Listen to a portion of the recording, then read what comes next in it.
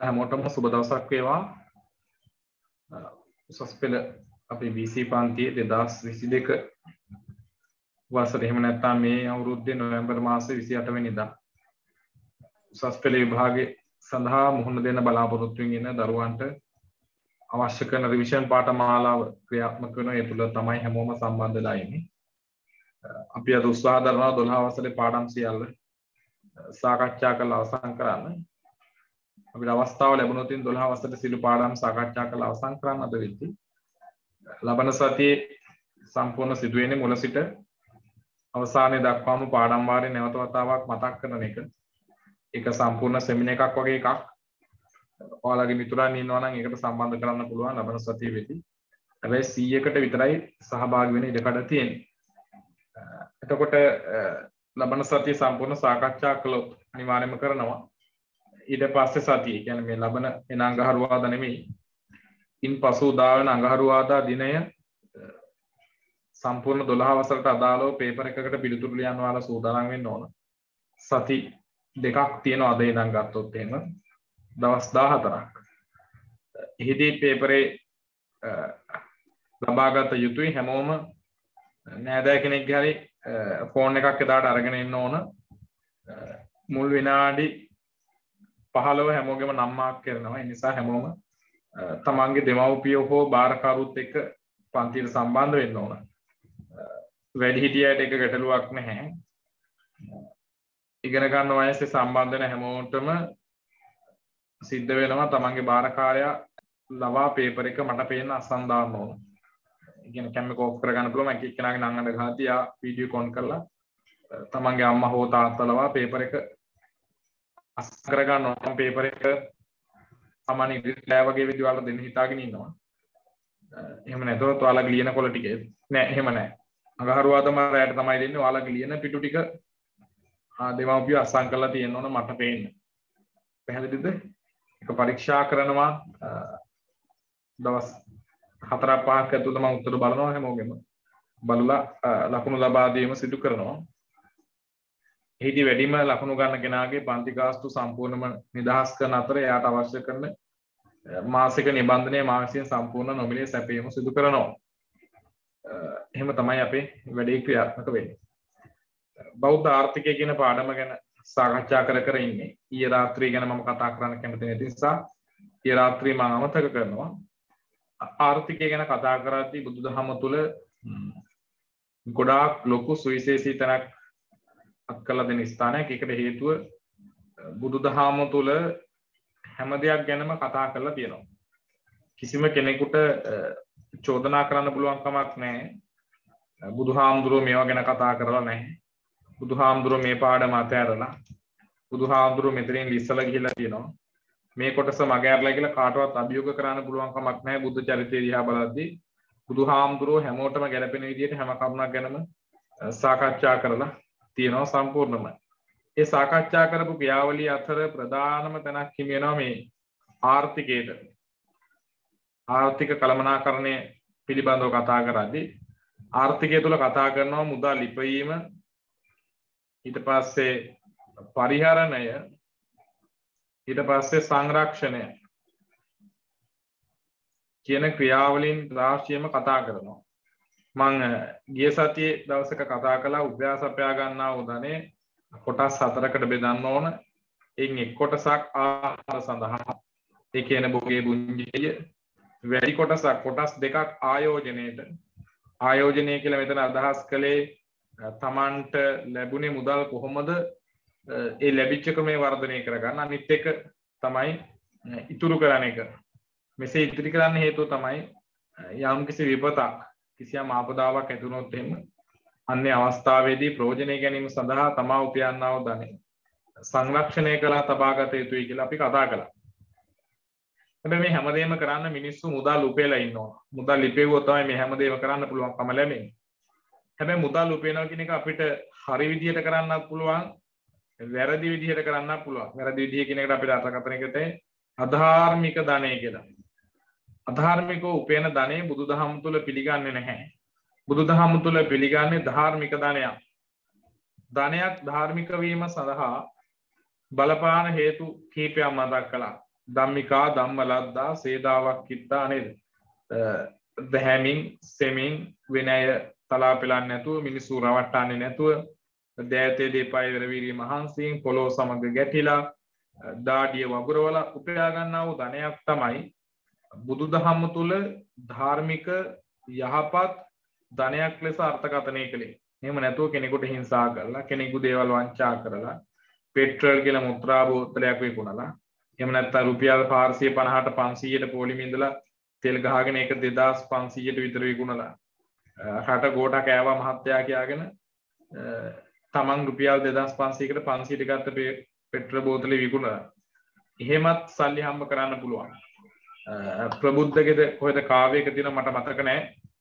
බල්ලෝ මරාලා හරි සල්ලි සොයාලා ඉන්න ටිකේ මුකුසුදෝ ජොලිය දමාලා කියලා.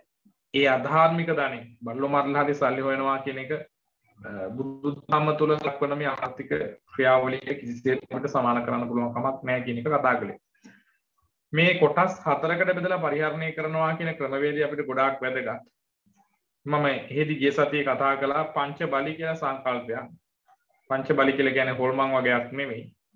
මිනිස්සු කොටස් හතරකට බෙදලා ධනෙ පරිහරණය කරද්දී Tamanට කන්න බොන්න තියෙන එකම කොටසෙනුත් තවත් පිරිසක් පෝෂණය කරන්න ඕන. එහෙම නැත්නම් තවත් පිරිසක් වෙනුවෙන් එකකින් යුතුයකම් ඉටු කරන්න ඕන කියන එක තමයි මෙතන මේ පංච බලි කියන සංකල්පය තුලින් සාකච්ඡා කරන්නේ. එහි පළවෙනි එක දැක්වේ ඥාති බලි කියලා. ඥාති බලි කියලා කියන්නේ තමන්ගේම ඥාතීන් වෙනුවෙන් අවශ්‍ය කරන පහසුකම් සැපීම. එහෙම නැත්නම් ඒ අය වෙනුවෙන් කළ යුතු යුතුයකම් ඉටු කරන එක. දෙක අතිථි බලි කියන එක. අතිථි බලි කියන්නේ ආගන්තුකයන්. තමන්ගේ නිවසට පැමිණෙන ආගන්තුකයන් වෙනුවෙන් අවශ්‍ය කරන යුතුයකම් හා වගකීම් ඉටු කිරීම. තුන පුබ්බපේත බලි. මෙතන පුබ්බපේත බලි කියලා අදහස් කළේ මියගේ ඥාතීන් වෙනුවෙන් පින්දහම් සිද්ධ කරන්න, එයාට පින්පෙත් අනුමෝදන් කරන්න, ඒ වෙනුවෙන් වතාවත් සිදු කරන්න අවශ්‍ය කරන විදිහට මුදල් ඒකක තමන්ට ලැබෙන ධන දාන්නේ වෙන් කිරීම. ඊට පස්සේ රාජ බලි කියන එක මම එදත් මතක් කළා. මේ රාජ බලි කියන එක ආයි අපිට අමුතුවෙන් ගෙවන්න දෙයක් නැහැ කොහොමද? රජවරු ඒක අය කර ගන්නවා.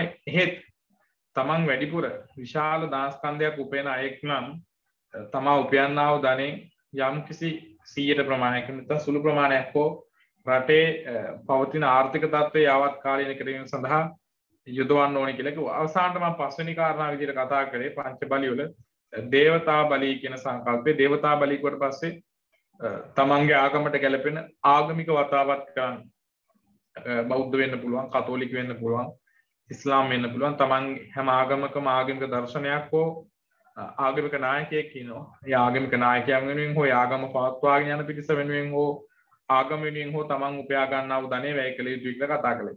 එතකොට මේ පංච බලි කියන සංකල්පයට අපිට කිසිසේත්ම අර ආයෝජනය කරන මුදල් ගන්නත් බෑ, ඉතිරි කරන මුදල් ගන්නත් බෑ.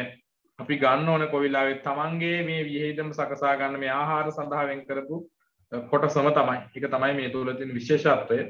එතකොට මම හිති මතක් කළා ගිය සතියේ වැඩිපුර ඉතිරි කරන්න පුරුදු වුණොත් මෙතන වැඩිපුර ඉතිරි කිරීම නෙවෙයි ආයෝජනය වැඩි කරගන්න පුළුවන් වුණොත් එහෙම අපි වැඩි කරගන්න ඕනේ කොයි වෙලාවෙත් ආයෝජනේ ප්ලස් කරගන්න පුළුවන්. ආයෝජනේ රුපියල් 100කින් හරි වැඩි කරන්න පුළුවන් නම් අපිට ඊළඟ දවසේ ඒ රුපියල් 100ක් වැඩි කරනවා කියලා කියන්නේ අමතර 25ක් අපේ කෑම බීමටත් එකතු වෙනවා. ආයෝජනෙටත් 50ක් එකතු වෙනවා.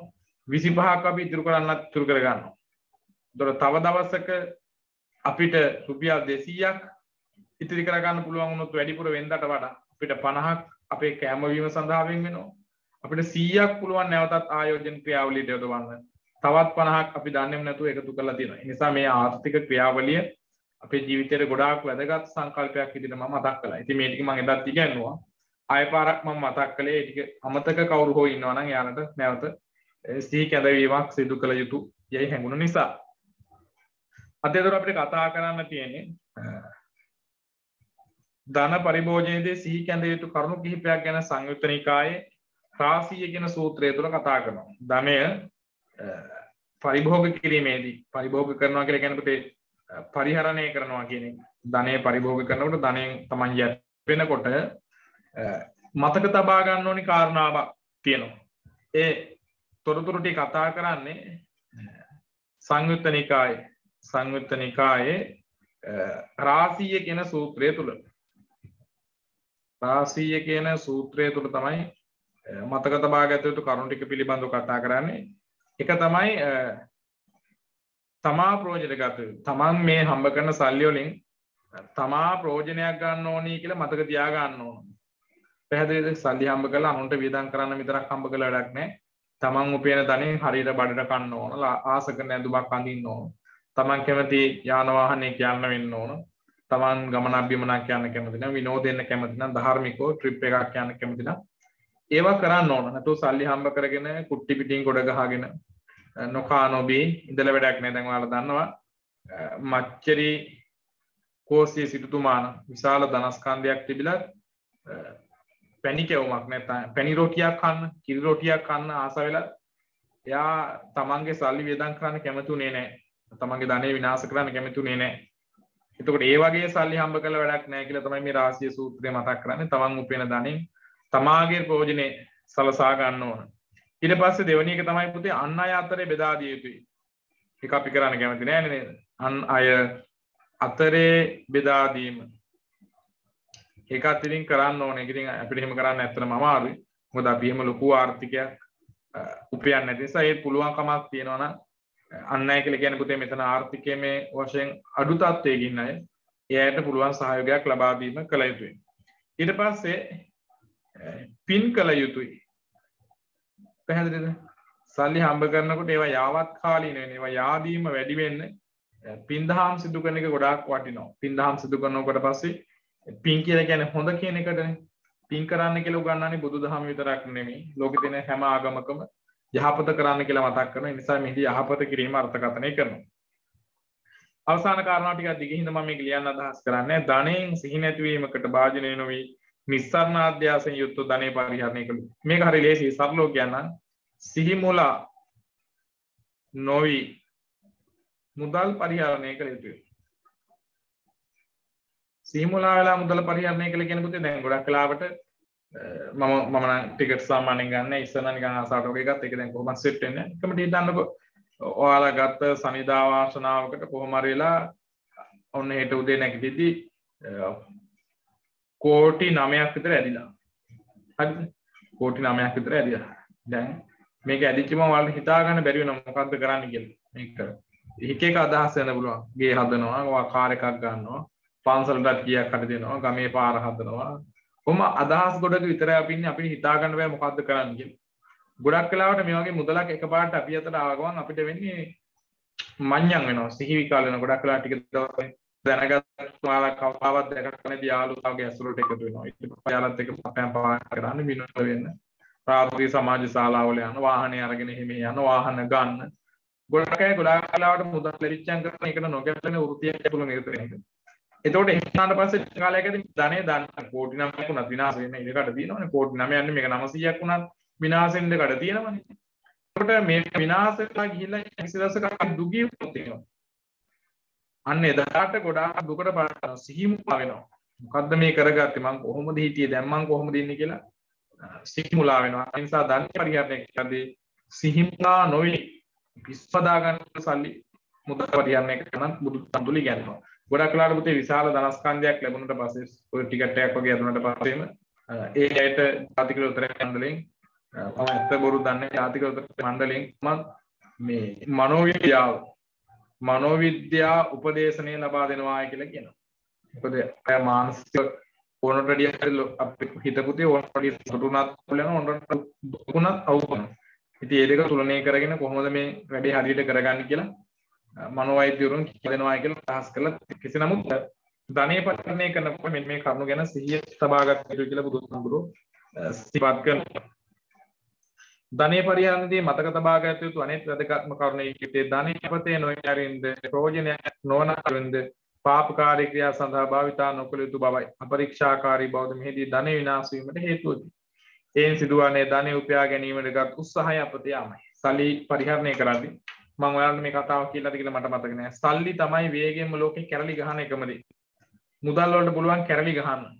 සල්ලි වල මිතුරන් නැති කරන්නත් පුළුවන්, මිතුරන් නැති කරන්නත් පුළුවන්. ඔය ආණ්ඩු බලයේ ඉන්නේ මිනිස්සු පක්ෂ පාට මාරු කරන්නේ හැම දෙයක්ම කරන්නේ සල්ලි වලට. සල්ලි වලට සමන්ගේ ආත්මේ පාවා දෙන කොට්ටාසයක් තමයි මිනිස්සු කියලා කියන්නේ. හරිද? තමන්ගේ ආත්මය අමුමි පාවා දෙන දුසිරිත තුර යෙදෙන පාපකයා කරන විකාර වෙන දෙයක් තමයි මුදල් කියලා කියන්නේ. නිසා මුදල් හරියට භාවිතා කරන්න පුරුදුනේ නැත්නම් මුදල මිනිසාව නරක පැත්තට යොමු කරනවා. ධනෙ විනාශ වන මාර්ග රාශියක් බුදුහාමුදුරු මතක් කරලා තිනවා පාරාවස්ති ස්ත්‍රීන් ඇසුරට යාම.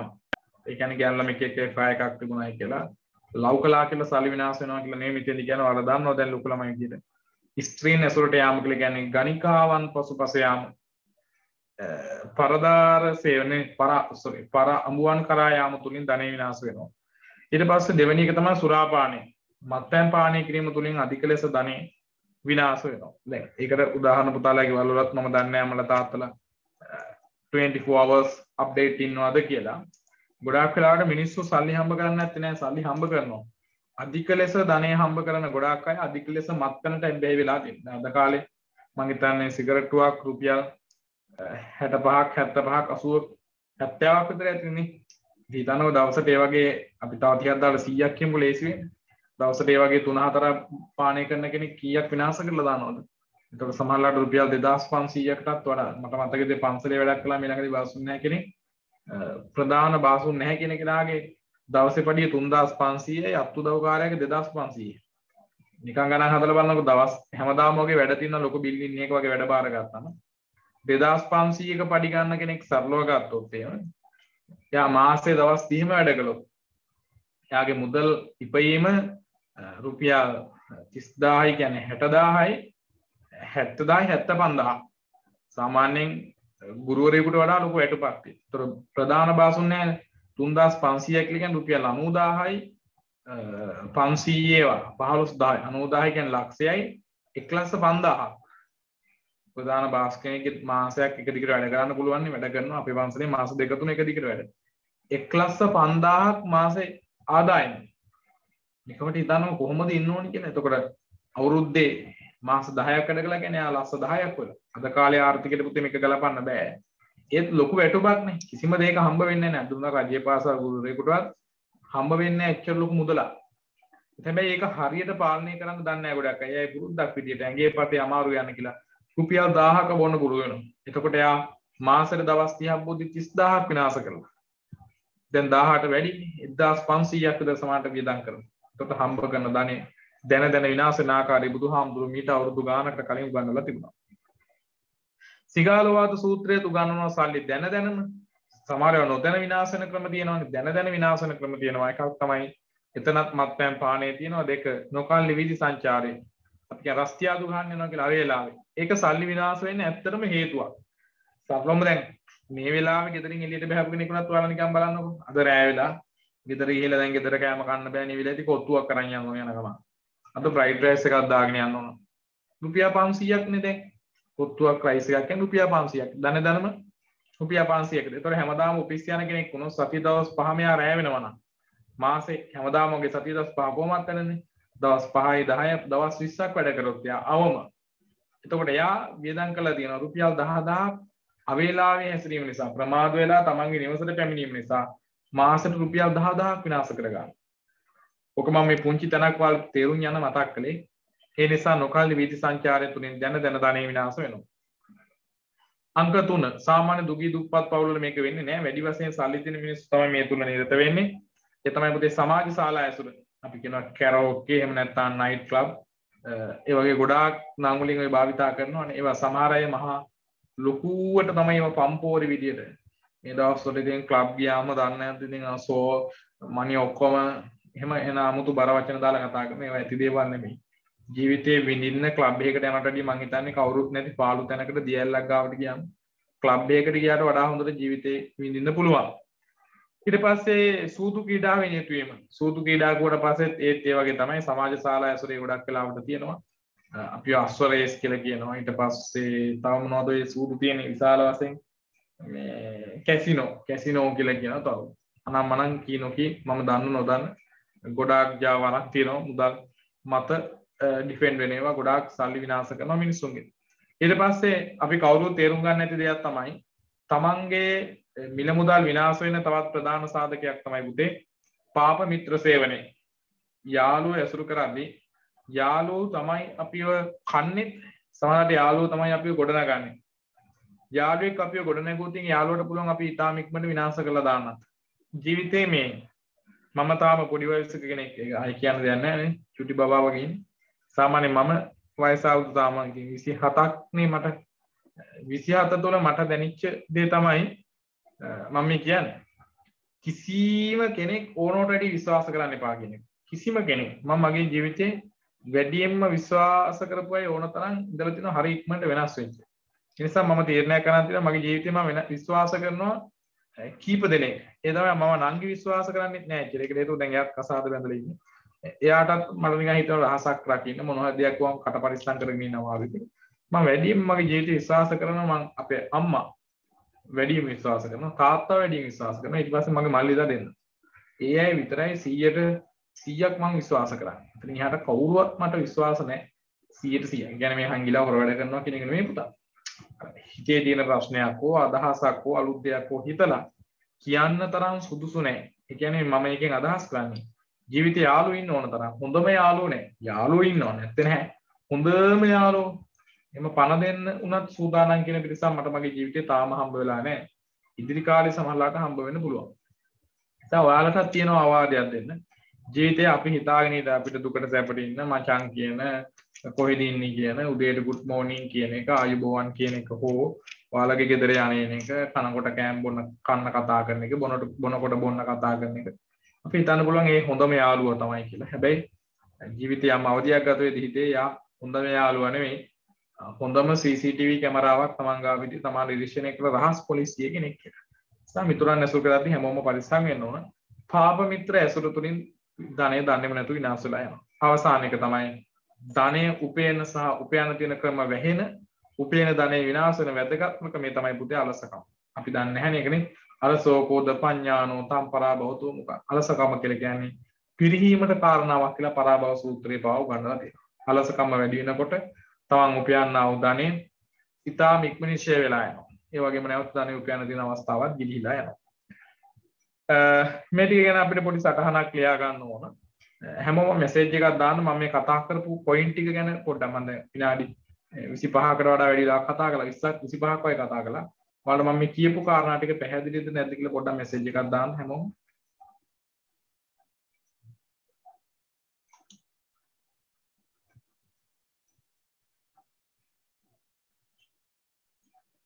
පැහැදිලි නේද? කාටවත් එහෙම අවුලක් නැහැ නේද? පන්ති ඉන්නවා 54ක් විතර සම්බන්ධ වෙලා හොඳයි. මේ ගැන සතුටුයි. ඒත් තව ඉතින් ගොඩක් අඩුයි 55යි කියලා කියන්නේ. තව ළමයි 25ක්ම ඇවිල්ලා නැහැ පන්තියේ. 30ක් විතර ඇවිල්ලා නැහැ. මම දන්නේ නැහැ ඉතින් රෙකෝඩ් බලන්න කට්ටියක් බලාගෙන ඇතිනේ. විදේශගත වෙලා හින් ඉන්නේ නැති ඉන්නෝනේ පන්තියේ කොට. ඊයේ ප්‍රස්තුතය ගැන මම ආයෙත් අතර මතක් කරන්නේ පුතාලා විවාහකට සූදානම් වෙන්න. නොවැම්බර් 28 එක්සෑම් එක තියෙනවා. ඒක ගැන වෙනස් වෙන එකක් නැහැ. වෙනස් වෙන කියලා කෑ ගහන්න උවමනාවකුත් නැහැ මං හිතන විදිහට. ඔයාලා එක්සෑම් එකට අපි කියන බොක්කෙම්ම සූදානම් වෙනවා කියලා. බොක්කෙම්ම සූදානම් වෙන්න තමයි තියෙන්නේ. මම ඉතින් උගන්න එක්තරා ගුරුවරයෙක් විතරයිනේ ඔයාලගේ ත්‍රි සබ්ජෙක්ට් කරනවනේ හැමෝම. මට මගේ පැත්තෙන් දෙන තියෙන දායකත්වයෙන් මම මගේ අරලා නැහැ. දායකත්වය උපරිම ලබා දෙනවා. අනිත් ගුරුවරුන්ගෙත් ඒ හා සමානව ඔයාලා දායකත්වය ලබා ගන්න ඔය පන්ති වලට අනිවාර්යයෙන්ම යන්න රෙකෝඩ් අහනවට වඩා හොඳයි. ලයිව් ක්ලාස් එකට සම්බන්ධ වෙන්න පුළුවන්. රෙකෝඩ් එකක් අහනවා කියන එක තනි වෙලා කරන්න ගියාම කම්මැලිනේ ඒක. ඒ නිසා මේ රෙකෝඩ් අහන්න පුරුදු වෙනවට වඩා හොඳයි ගුරුවරයාත් එක්ක ලයිව් chat කරලා එයාගේ ක්ලාස් එකේ කියන දේවල් ඒ වෙලාවෙම ඔළුවට දාගන්න උත්සාහ කරනවා නම් මම කොහොම හරි පුතේ ඔයාලට 12 වසරේ ඉතින් අද රැය කතා කරද්දී උගන්නලා ඉවරයි. 13 වසර කතා කරන්න තියෙනවා. 13 වසර තුල මම විශේෂයෙන් කතා කරනවා මේ සූත්‍ර ටික ඔක්කොම කතා කරන්න ඕන, විශ්වවිද්‍යාල 3 කතා කරන්න ඕන, සංගායනා 4ම කතා කරන්න ඕන, ධර්මාශෝක කනිෂ්ක ගැන කතා කරන්න ඕන, ඊට පස්සේ මහා විහාරයේ අබේගිරිය ගැන කතා කරන්න ඕන, මහින්දාගමනයේ සහ ඒ හැඩගැමුණු ආකාරය ගැන කතා කරන්න ඕන, කලා නිර්මාණ ගැන කතා කරන්න ඕන, ඊට පස්සේ ගීත සාහිත්‍යය ගැන කතා කරන්න ඕන. ওই ටික තමයි මේ මාතෘකාව විදිහට මම සාකච්ඡා කරන්න සූදානම් වෙලා මේ මාසෙට අදාළ නිබන්ධනය තුල අන්තර්ගත වෙනවා. ජූලි මාස නිබන්ධනය තුල අන්තර්ගත වෙනවා මොකක්ද මේ අපි එකට කියන්නේ මේ භික්ෂු සංඝ හා ශ්‍රාවක සංඝ ගැන පොඩි හැඳින්වීමක් තියෙනවා. ඊට පස්සේ පංචශීල්, අටශීල්, දසශීල් අර හිම පාඩමක් තිබුණ මතක ඇති. අන්න ඒ ටික තමයි සාකච්ඡා කරන්න. අදාළ නිබන්ධනය තුළ අන්තර්ගත විදිහට අපි එකතු කරන්න බලාගෙන ඉන්නේ. එතකොට ඊට පස්සේ ඉතුරු පාඩම් ටික අපි ඉක්මනට ලබා ගමු කියලා මතක් කරන්න කැමතියි. ඊට පස්සේ මේ ගොඩාක් දරුවන්ට ආර්ථික අපහසුතාව තියෙනවා කියලා මතක් කළා. මට මතක නැහැ අපි ද්වේක් ළමයි 4 දෙනෙකුට විතර යාගේ ගානේ පන්ති ගාස්තු ගෙව්වා. ඒ ළමින්ගේ නම් මම මතක් කරන්නේ කැමති නැහැ අපේ පන්ති ඉන්නවා. යාගේ අයියා සෝරි මල්ලිනේ අද ඉන්නද පුතේ යා කවුදද 7500ක් දාලා දෙන්නේ? මල්ලිද කොහෙද නැති වුණා කියලා? ක්ලාස් එකට ඇවිල්ලා දින්නවා. මට නම් මතක නැහැ පුතාගේ. දුවනේ ද්වේක් ඉන්නවද පුතේ? හංසිද? මට මතක නෑ ඒකයි අහන්නේ. අගේනවා මේ කීප දෙනෙකුටත් එක මුදල් එකතු කළේ. ඈ පුතා? පුතා නැත්නම් යා සම්බන්ධ වෙලා. ඉන්නවනම් මැසේජ් එකක් දාන්න පුළුවන් මට. ඉතින් යාගෙම උදව්වක් කළා. ඉතින් එයාගේ තියෙන හිතුරු ඔයාලත් එක්කම ඉගෙන ගන්න කෙනෙක් හොඳේ. යාළගේ මල්ලි කෙනෙක්ද කොහෙද නැති වුණායි කියලා ඔව්. මේ එහෙම උදව් කළා. ඊට පස්සේ අපිට IT කරන දක්ෂ ළමෙක් කියනවා එයා තමයි මට ලියන පෑඩ් එක එව්වේ. ඒ හැමෝටම මම පුතා මට මේ දෙන්න තියෙන උපරිම සහනය තමයි මගේ පැත්තෙන් ලබා දීලා තියෙන්නේ. රුපියල් 1500ක පන්ති ගාස්තු කියන එක. ඒක ටියුට් එකේ එවලා ඒකටයි ප්‍රින්ට් කරන ගාස්තු යවුවට පස්සේ ඇත්තටම මට ඉතුරු වෙන්නේ රුපියල් 950ක් 1000ක වගේ මුදලක් තමයි. ඉතින් Zoom පැකේජ් එකට දා ගන්න ඕන. ඊට ගමන් ඉතින් මේවා මෙහෙම වැඩවලට යන්න ඕන. ඒවත් එක ලාභයක් නෑ කියන එක නෙමෙයි. ලැබෙන දේ මම වැඩක් කරගන්නවා ඇත්තටම. ලොකු වැඩක් කරගන්න ඔයාලා ගෙවන මුදලෙන්. ඒ වුණාට අර කවුරු හරි ගණන් හා සමහර අය මට කොල්ලින් මැසේජ් එකක් දාද්දි මේක මම කියන්නේ මම ඔයාලගෙන් ගන්න ඒවා හැම නිකන් අසාධාරණව කිසිසේත්ම වියදම් කරන්නේ නෑ. මගේ අවශ්‍යතාව කරගන්නවා නේද නෙවෙයි. ඒ වුණාට ඒවට උපරිම සාධාරණයක් කළා තමයි මම හැම දෙයක්ම එකතු කරගෙන තියෙන්නේ. අපි ගොඩක් අය ඉන්නවා ආර්ථිකමය ගැටලු තියෙන අය. එයාට ඉතින් මට පුළුවන් උපරිම සහයෝගය දීලා තියෙනවා. ඒ නිසා තමයි ගොඩක් වෙලාවට උගන්වන පාඩම වචනයක් ඉස්පිල්ලක් කැලපිල්ලක්වත් කපන්නේ කොටන්නේ එඩිට් කරන්නේ නැතුව YouTube එකට දාන්නේ. ලංකා පුරා ඉන්න එවැනිම ආර්ථික ගැටලු තියෙන ඕනම දුප්පත් දරුවෙකුට ඉගෙන ගන්න අවස්ථාවක් ලැබෙන්න කියලා. හරි. අපි එහෙනම් කැමරාව ඔන් කරගන්න සටහන ලියන්න ලැහැත්ති වෙන්න. අවසරයි ආම්ද්‍රෝනේ. ඔව්. ආම්ද්‍රෝනේ අන්තිම ක්ලාස් කරේ 29 වෙනිදා නේද? ඔව්.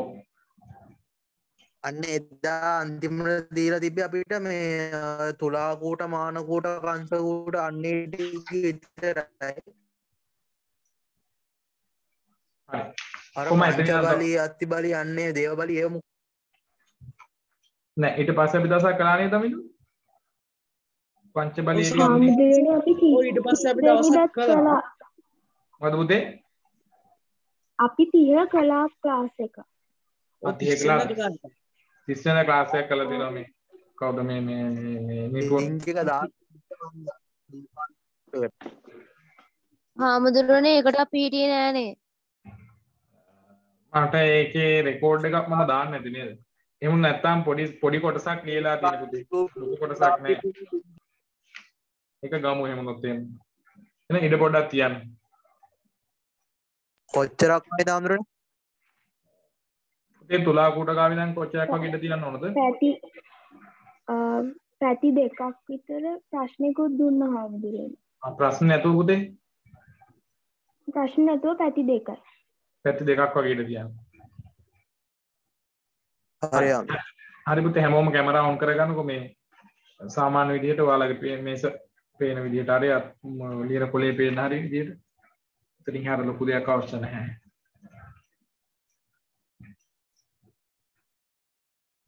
හැමෝම මේ කියපු කාර්යය කළා නම් සතුටුයි.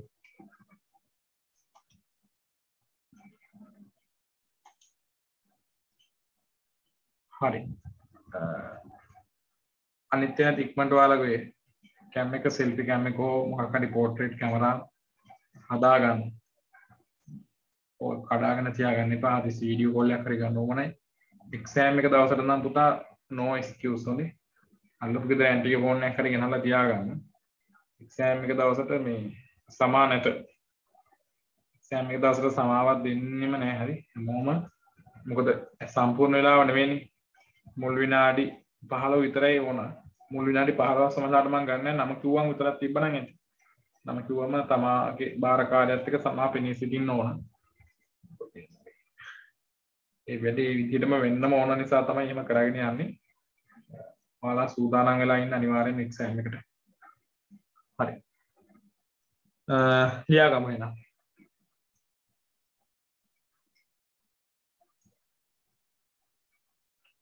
තමා දැහැමිව ධනයක් උපයන විට තමා දැහැමිව ධනයක් උපයන විට තමා දැහැමිව ධනයක් උපයන විට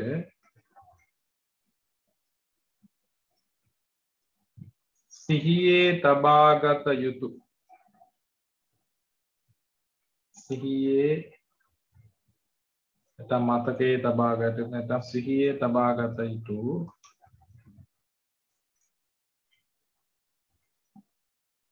ප්‍රධාන කරුණු හතරක් රාසීය සූත්‍රයේ දැක්වේ. ප්‍රධාන කරුණු හතරක් රාසීය සූත්‍රයේ දැක්වේ. ප්‍රධාන කරුණු හතරක් රාසීය සූත්‍රයේ දැක්වේ. Number 1 ප්‍රධාන කරුණු හතරක් රාසීය සූත්‍රයේ දැක්වේ. අංක 1 තමා ප්‍රයෝජනයට ගැනීම. තමා ප්‍රයෝජනයට ගැනීම. එන බුද්ධ කාලයේම සිටුරු හිටියා කියන 80 කලක් විතර කෝටි 80ක් විතර සල්ලි තියෙන මිනිස්සු හිටියා. එයාලා කිසිම දෙයක් කෑවේ බීවේ නැහැ.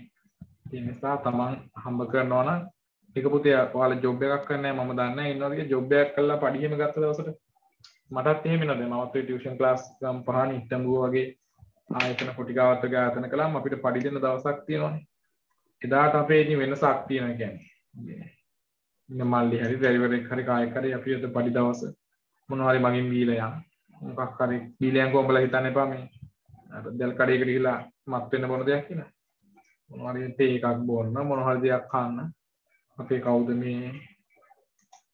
නේද තුන්වෙනි ප්‍රාර්ථනා නිපුණේ අර අයිස්ක්‍රීම් කඩෙන් කළුතර ගියාම අයිස්ක්‍රීම් එකක් කන්න. එහෙම හම්බ කරන දේවල් වලින් එහෙම හිතෙනවා. ඉතින් ඒ කියන්නේ එහෙම වෙන්නත් ඕනේ. එහෙම නැත්නම් ඉතින් අම්මෝ රුපියල් 20ක් වියදම් කරන්න බෑ. 50ක් වියදම් කරන්න බෑ. එකෙන් 60ක් ගියා වගේ. එහෙම වැඩක් නැහැ කියලා කියන්නේ. 2 අන් අය අතරේ බෙදා දිය යුතුය. අන් අය අතරේ බෙදා දිය යුතුය. අන් අය අතරේ බෙදා දිය යුතුය.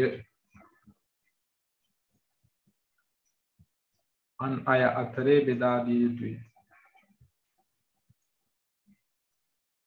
3 පින්දහම් කළ යුතුය. 3 පින්දහම් කළ යුතුය.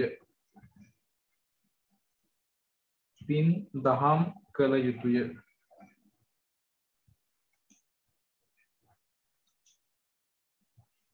ධනය 4 ධනය සිහිමුලාවට පත් නොවි පරිහරණය කළ යුතුය. ධනය සිහිමුලාවට පත් නොවි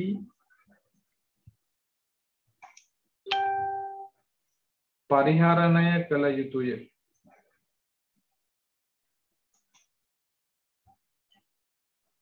මඤ්ඤං වෙන්නේ නැතුව සල්ලි පරිහරණය කරන්න කියන්නේ. 5000 කොලයක්ද 1000 කොලයක්ද 100 කොලයක්ද කියලා අඳුර ගන්න හරි පුළුවන්කම දෙන්න බෑනේ. වයසට යද්දි ඉතින් ඕන නැතිලා යනවා.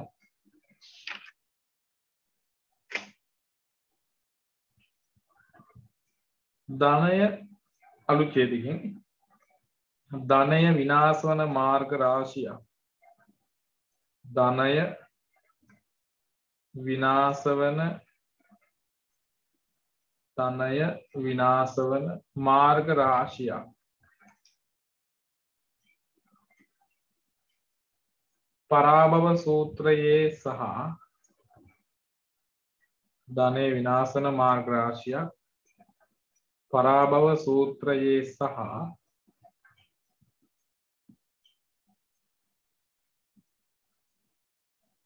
සිංගාලෝවාද සූත්‍රයේ සඳහන් වේ. ධනය විනාශ වන මාර්ග රාශියක් පරාභව සූත්‍රයේ සහ සිංගාලෝවාද සූත්‍රයේ සඳහන් වේ.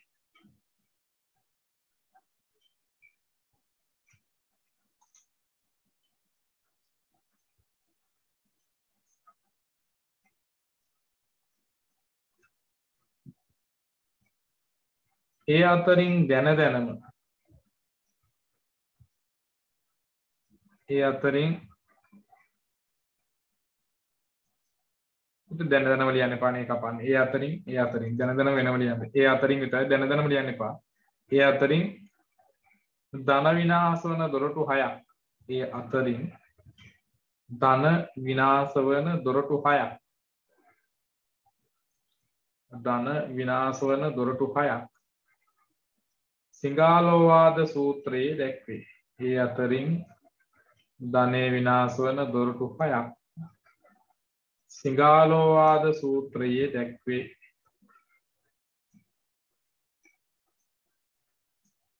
රෝමිලකම් වලින් දාගෙන යන එක මත්පැන් පානය.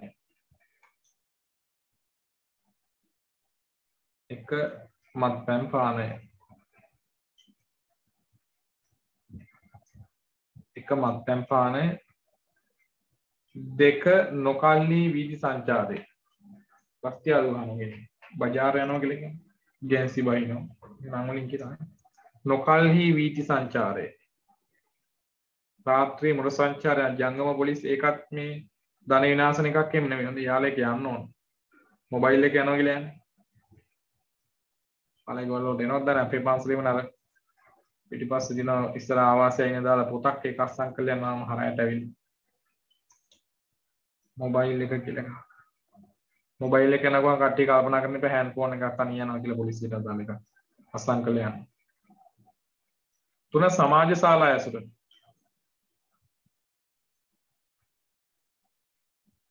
සමාජ ශාලා ඇසුර ගැන නිතර කතා කරනවා පියුම් විහාර සමාජය. අපි ඉතින් සෝදාන් නැද්ද පණි එකේ ක්ලබ් ගිහිල්ලා ඉතින් නයිට් එකේ ඇක්සිඩන්ට් එකක් වෙන්න ගිහිල්ලා බ්‍රේක් නැතුව හෑම් බ්‍රේක් අදලා ගිරුනේ. ඒක කතා කරනවා ලොකුට. වැඩක් නැහැ ඇති දෙයක් නැහැ මොකද්ද නේ? එහෙම යන්න ආසමයි ඉන්නවනම් අර කඩේ තියෙන ඔය විසක් පොයිට එහෙම දානද? අර කෑම කඩවල දා තියෙනවා කැරකෙන බල්බ් එක හයි කරගත්ත කාමරේ සින්දුව සද්ද වැඩි කරලා දාගත්තා දොර වහගත්ත නැටුව. night club at my home හරි මොකක් හරි එකක් දාලා ෆොටෝ එකක් දාන්න එකයි තියෙන අර බුබුලු වස්සේ. හතර සූදු ක්‍රීඩාව යෙදීම. සූදු ක්‍රීඩාවල යෙදීම. සූදු ක්‍රීඩාව. අවුරුද්දට නම් ඉතින් ඕක කරනවා නේද? මට මේ පොඩි අවුලක් තියෙනවා රෝමි බලනවා කියන එක සූදු නෑ නේ ඒක සල්ලි වලට කරන්නේ නෑ නේ. මෙතනදී සූදු කියලා කියන්නේ මේ මුදල් යොදවලා කරන ඒවා නේ. මුදල් යොදවලා කරන ඒවා සූදු කියන්නේ අවුරුද්දට කැට ගහන එක නම් මෙතන සූදුවක් කියලා අර්ථකථනය කරන්නේ නැති වෙන්නේ. බුදුදහම කියන්නේ එච්චර මේ ලද බොන දෙකක් නෙවෙයි. සූදු කියන ඒවා වෙනම තියෙනවානේ. ඒ වගේ ඒවා. පහ අශයෙන් අහනවා මේ නයිට් ක්ලබ් වල මොනවද දන්නේ නැහැ වෙන්නේ කියලා. දන්නේ නැහැ පුතා මම ගිහින් නැහැ. මොනවද වෙන්නේ කියලා දැනගන්න. ඔයා ඕන එක යනවා. නේද මේ දිල්ෂා? මෙන්න අශයෙන් එක යන් කොහෙටනේ? පහ පාව මිත්‍ර සේවනය. බල වගේ වාස්තය කරන එක.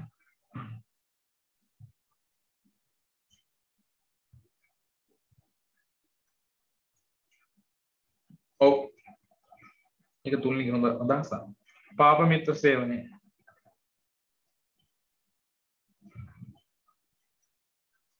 පාප මිත්‍ර සේවනය.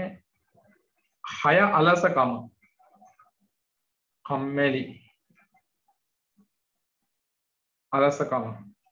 දැන් මම සති දෙකකින් පස්සේ 13 වසරේ සිංහලවාද සූත්‍රය පුතේ ආයෙ මේ ටික ලියවනවා. එතෙන්දී ඔය 6 ලියවෙන්නේ මේ තුන්වෙනි ප්‍රාර්ථනාවත් එක මතක් කළා භෝග විනාශමුඛ 6ක් කියලා. භෝග කියලා කිව්වට පස්සේ මේ අඹ ගස් ලැබු peer දොඩන් අන්නා සේව නෙමෙයි.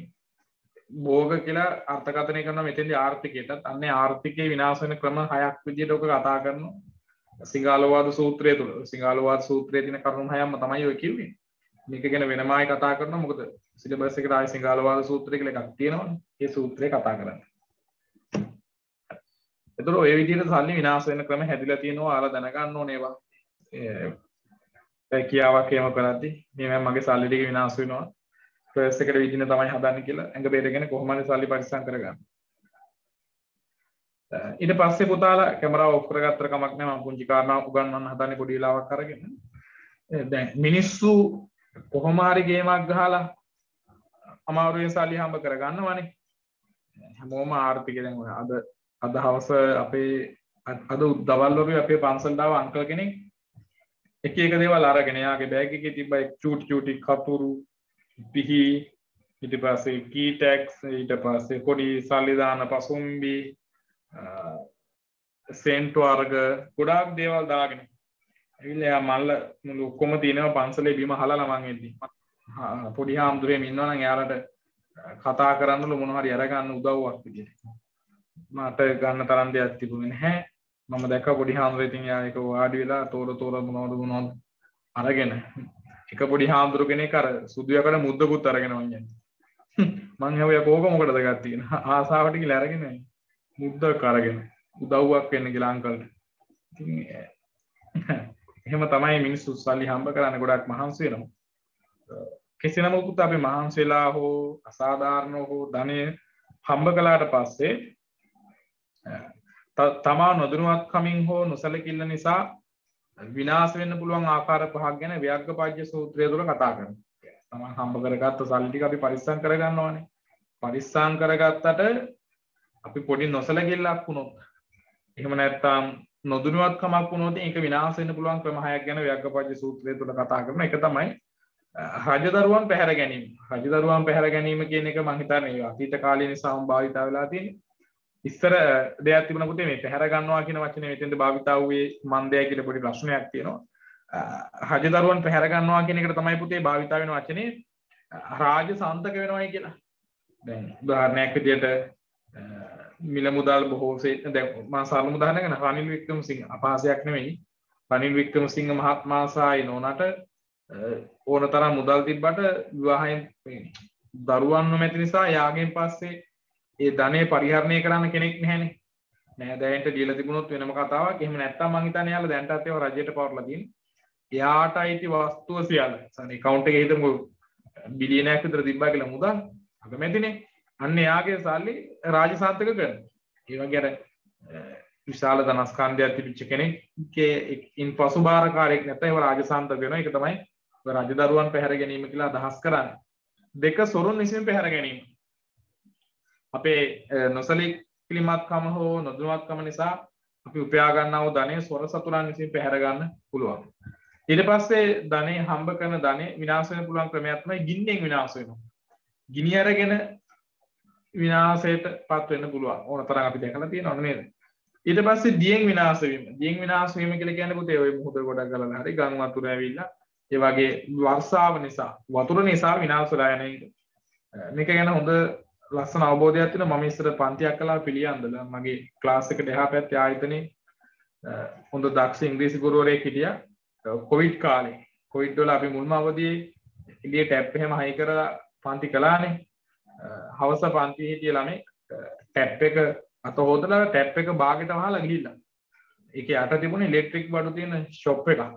රෑ එළි වෙනකන් වතුර ගිහිල්ලා අර සිංක් එකේ එක දිගට සැරට වතුර තිබුණාම කටින් එළියට යන්න බෑනේ. ඉතුරු කට පිරිනවන්න ටිකක් කරලා ඇද්දි පිරීලා මුළු මේ අර ඉලෙක්ට්‍රික් බඩු තිබිච්ච ගොඩනැගිල්ල හැමම වතුර පිරලා පාන්දරේදී ලොකු අලාභයක් බර ගානක මම හිතන ලස්ස 300 කට අලාභයක් ගෙවන්න සිද්ධ වුණා සර්ට. සර් අන්තිමට පැද හිටියේ වාහනේ පවා උගස්ති මේ විකුණලා අලාභය ගෙවලා අද වෙද්දි චූටි පැල්පතක පන්තින තරටපත් වුණා. ඉතින් එහෙම දේවලුත් වෙනවා. ඊට පස්සේ අප්‍රිය නෑදෑයන් අතරපත් වීම. තමන්ගේ සල්ලි විනාශ වෙන්න පුළුවන් තවත් ක්‍රමයක් තමයි පුතේ අපි අකමැති අප්‍රිය කරන ආස කරන්නේ නැති කවදාවත් මුන්ට මගේ සල්ලි නම් ලැබෙන්නවත් එපා කියන අයට පවා තමන්ට අයිති මිල මුදල් අයත් වීම අප්‍රිය නෑදෑයන් අතරටපත් වීම ගොඩක් වෙලාවට අල්ලපු ගෙදර තමන්ගේ සමහරට එහා පැත්තේ වැටේ ඉන්න අයියා එක්කෝ බාප්පා පුංචි අම්මත් එක්ක අවුරුදු 20 30 නඩු කියනවා මේ සමහරට අඩි 5ක් විතර මිනිහක්වත් අල්ල ගන්න ඉඩක් නැති තරම් පොඩි කෑල්ලකට ගහඳන ගන්නවා කුණු දානවා උදේ පාන්දර නැගිටිද්දි එහා ගෙදර සෙමන්ට් ටින් එක මේ අර අඩි 5ට දාලා අපි ඊට පස්සේ දවසේ අපේ සෙමන්ට් ටින් එක එහා වත්තට දාලා උන් බැන ගන්නවා ගෑනු ගහ ගන්නවා ඉදලින් ගන්නවා රෙද්ද උස්සලා වෙන්නනවා මොන තරම් දේවල් කරනවද මම දැක්කා ඊට පස්සේ අතින් එක එක ඒවා කරලා වෙන්නනවා හැමදේම මහා පුදුම ලෝකයකට මිනිස්සු ජීවිතේ සාට මොකටද මරා ගන්න කියලා සාට මිනිහක් කළා දාන්නවත් ඉඩ නැහැ පුංචි ඉඩ තුල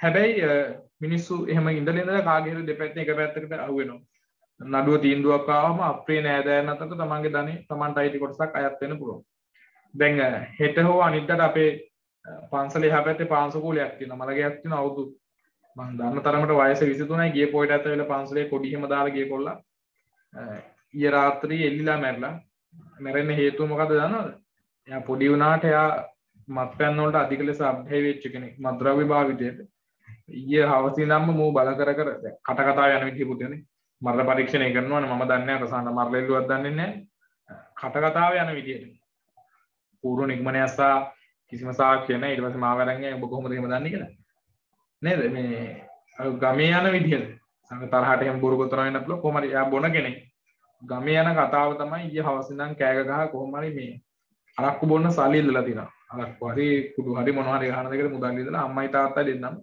එයාට මුදල් දෙන එක ප්‍රතික්ෂේප කරලා තිනවා උදේ පාන්දර බලන් ජනේලෙ යලා දොර වහලා ජනේලිකාවෙන් බලද්දි මූ බාල්කේ එලිලා මැරිලා පැහැදිලිද ඒකට ඕන ජීවිත සමහරට ඇති දෙයක් නැහැ නේ පුතා ඒ නිසා අපි හැමෝම වැරදි වැඩ කරනවා ඇති මම හිතන්නේ කොල්ලෝ ගොඩාක් අද කාලෙ වෙද්දී හරියම ඉක්මනට වැරදි වැඩ වලට යමු වෙනවා බහුතරයක් පිරිමි දරුවෝ සිගරට් දුම්මැටි භාවිතා කරනවා කෙල්ලොත් මන් දන්නේ මොන කර්මයක්ද කියලා මේ ලස්සන කොල්ලෝ ඉන්නවා කෙල්ලොත් ඒ පොල් කාවයියෝ වගේ සීනි බෝරල ඔසින්ජර වගේ කොණ්ඩේ හදාගෙන ඉන්නේ වුන්ට එන්න ලව් උන්ගේ අතින් අල්ලගෙන නියපොතු දිගයි ආබසා බ්‍රහ්ම ලෝකෙට විතර මෙහි ඉන්න නියපොතු කහම කහ පාටයි දිගම දිගයි දැක්කම වමනේ යනවා නියපොතු දිගයි කොණ්ඩේ ගුලි ගහලා කහ තඹල වෙනවා කැටයි දත් කහ පාටයි ගොඩක් ඒවා මැදලා නැහැ හරියට ඒ කියන්නේ මැදලා ඇති හරියට මැදලා නැහැ ලස්සන ගෑනු ළමයි අතින් අල්ලගෙන යනවා අයියත් එක්ක යනවා කියන්නේ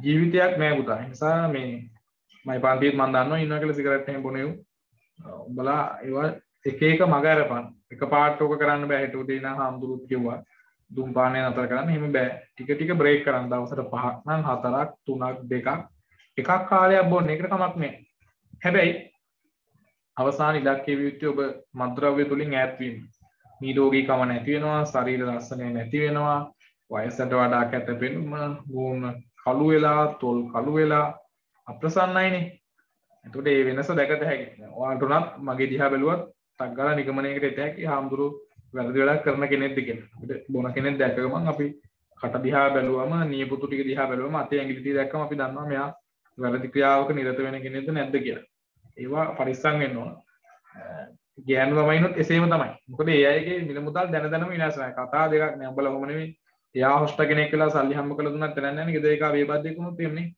අනේ ඕයි එහෙනම් ගාන වැඩි බෝතලයක් ගෙනත් දෙනවා කකා ඉඳි ඒ නිසා මේ මිල මුදල් පරිහරණය කරද්දී අපි වැරදි මාවතට යන තින් ඉඩකඩ ගොඩක් වැඩි ඒ නිසා ඒවෙන් මගේ හැරෙන්න කොයි වෙලාවෙත් උත්සාහ දරන්න ඕනේ ඒ නිසා තමයි බුදුහාමුදුරුවෝ මේ කාරණා දුරදිග වලලා කතා කළා කියලා අපිට කියන්න පුළුවන්කම තියෙන්නේ ආයි කැමරාව ඔන් කරගන්න පුංචි ඡේද ටිකක් තියෙනවා ලියා ගන්න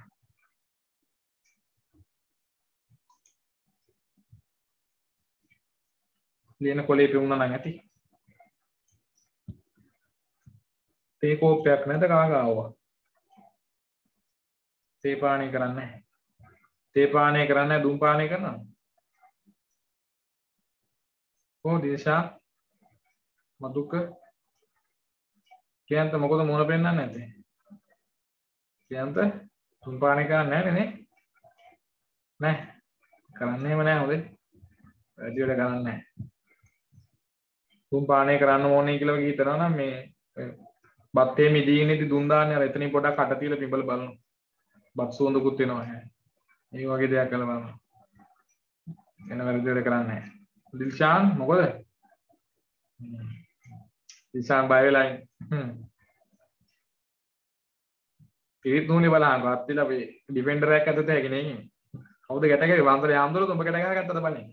අපේ පන්සලෙත් මේ ධාතු මන්දිරේ විහාරයේ තියෙන පිරිත් නූල් ඉරිදට නැහැ. දහම් පාසල යන ගොල්ලෝ මිටි පිටින් කඩලා අතේ ගැට ගහන යනවා. පිරිත් නූල් පන්දු කොච්චර දැම්මත් ඉරිද සඳට නැහැ පිරිත් කඩිසි. ඒ නම කෙනෙකුට චුට්ටක් කියන්නේ පිරිත් නූල ලෙෆ්ට්. කොල්ලෝ ගැට ගහගෙන යන කඹ වගේ. අදිසිර වාහනයක් නා ඇදත හැකි එකක් දාන්න. ෆොටෝවල ඉස්සක් විතර දාන්න. පිරිත් නූල් ඔච්චර ලොකුට අතේ ගැට ගන්න පුරුදු කලේ මම දන්න විදිහට මේ කවුද තට්ටි දින ක්‍රිකට් නායකයා සංගක්කාරද? කුමාර සංගක්කාරනේ තව කෙනෙක් කව තට්ටි දින කවුද?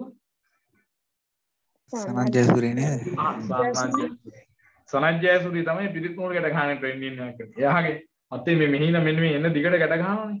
එන්න ලොකුවට අත පටන් ගන්න දෙන මේ මෙන්න මෙච්ච එකද දුරට ගැට ගන්න එක જાති පාට පාටනවා. ඒකෙන් තමයි ඔය වැඩි හරිය කොයි පොල්ලෝ පිරිත් නූල් ගැට ගන්න. නූල් අතේ ගැට ගන්න එක ජනප්‍රිය කියලා එයා තමයි. හරි එයා ගන්න.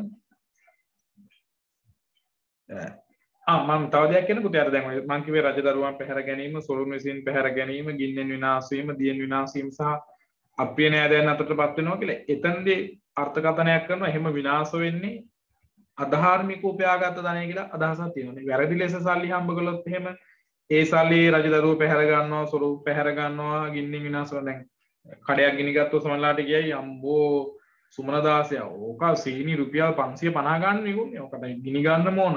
අසාධාරණ සල්ලි අපි සාප කරනවා නේ. ඔක ගිනි අරගෙන බේරුණා මම දැන් ඕකත් පිච්චිලා මැරෙන්න තිබ්බේ. බාබකියු වෙලා යන්න. ඒ වගේ අසාධාරණ ලෙස සල්ලි හම්බ කළාම ඊට පස්සේ සමයන්ට ඔන්න හන්දියේ සයිමන් අයියගේ කඩේ වරු කළා. ආපු ඕකේ කඩේ වරු කඩන්න නැතුව තියේ. ආප්පයක් විකුණන්නේ බිත්තර රොටි එක ගන්නකට. එහෙම වෙන්නත් පුළුවන් හරිද? හරි ලියාගෙන යන්නකෝ. තමා උපයන්නා වූ ධනය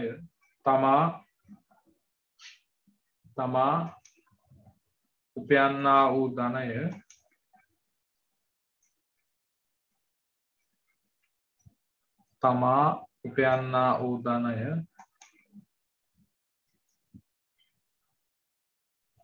නොදනුවත්කම හෝ නොසැලකිල්ල නිසා තමා උපයන්නා වූ ධනය නොදනුවත්කම හෝ නොසැලකිල්ල නිසා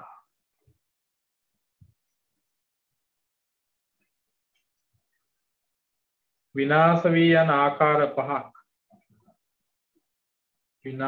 යන ආකාර පහක්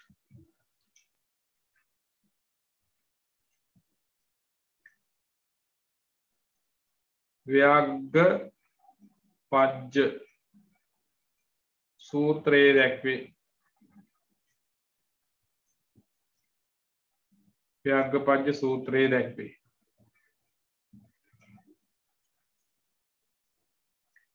එක රජදරුවන්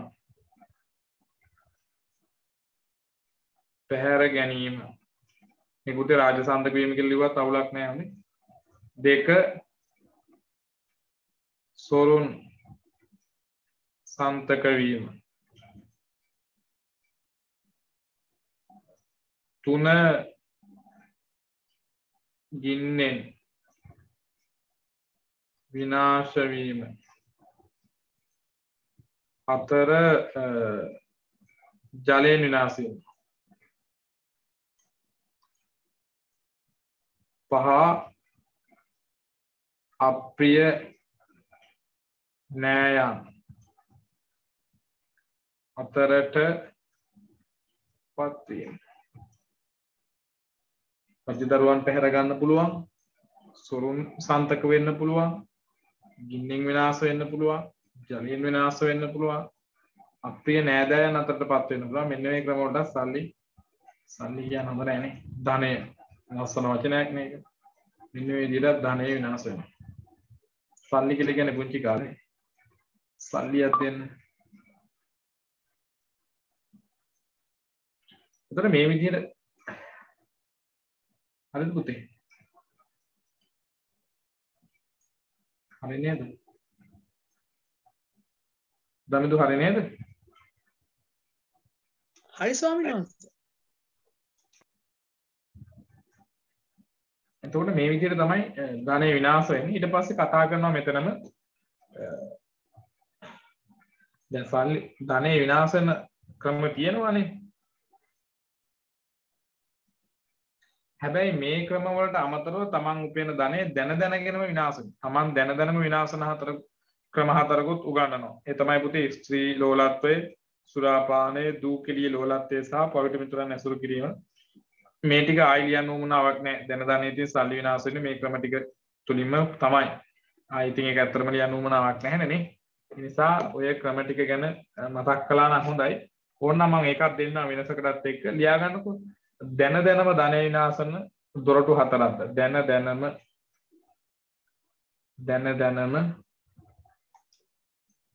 ධනය විනාශ වෙන දොරටු හතරක්ද? දැන දැනම ධනය විනාශ වෙන දොරටු හතරක්ද?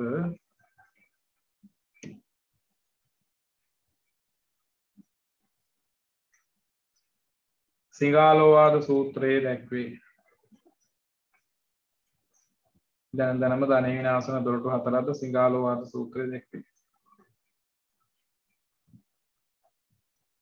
මං YouTube එකට කතාවක් දාලා ඉතින් අපේ ලොකු හාමුදුරුවෝ දානේ ගෙදර බණ කියන වෙලාවක හරි ලස්සන බණ කතාවක් කියන හැමදාම මම ඔක මතක තියාගත්තට මට මතකෙට ඉන්නේ පැටලි.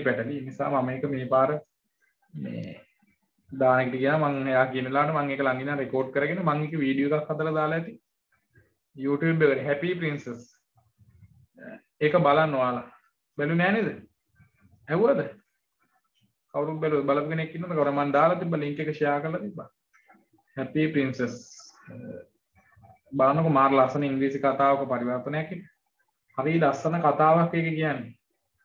ඔයාලා බලන්න ඒක. පුළුවන් නම් මම YouTube එකේ දාලා ඇති. උඩම තියෙන වීඩියෝ එක මම හිතන්නේ බැලුවානේ. නෙම්නිකා බැලුවද? ලස්සන නැත කතාවුත් ඒක. තේරෙන්නේ නැද්ද ඔයාලට ඒක? තේරුණා හම්දුරනේ. ලස්සනයිද ඒක? ලස්සනයි. ලස්සන කතාවක්. ඒක බලන්න ඔයාලා. විනාඩි 6යි තියෙන්නේ. පුළුවන් නම් මම ඉන්ටර්වල් එකක් දෙන්නලාට ප්ලේ කරන්නම් කොහොමද අහන්න පුළුවන්. හැමෝටම අහන්න පුළුවන් නේද? හරි. එතකොට ආර්ථිකයේ පාඩම දමිදු මට මේකට චුට්ටක් උත්තර දෙන්න. දමිදුගෙන් මම අහන්නේ පොඩක් අය වැඩ කරන නිසා. අපි අත්ති සුඛ, භෝග සුඛ, අනන සුඛ, අනවජ්‍ය සුඛ එක ලිව්වද? ඒක ලිව්වේ නෑ ස්වාමීන් වහන්සේ. ඒක අර මේ තියෙන්නේ මේ අනන සූත්‍රයේනේ අංගුත්තර නිකාය සම්. ඒක ලිව්වේ නෑනේ. නෑ ස්වාමීන්. දැන් එහෙනම් ආයෙ ඔයාලා කැමරා එක ඕෆ් කරගත්තට කමක් නැහැ.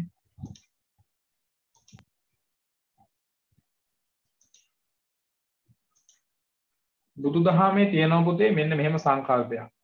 හරිද? මෙහෙම සංකල්පයක් තියෙන. ඒ තමයි මේක ආර්ථිකමයි. චතුර්විධ සුඛ සංකල්පය කියලා. චතුර්විධ සුඛ සංකල්පය. චතුර් කියලා කියන්නේ හතරට. සැප ක්‍රම හතරක්.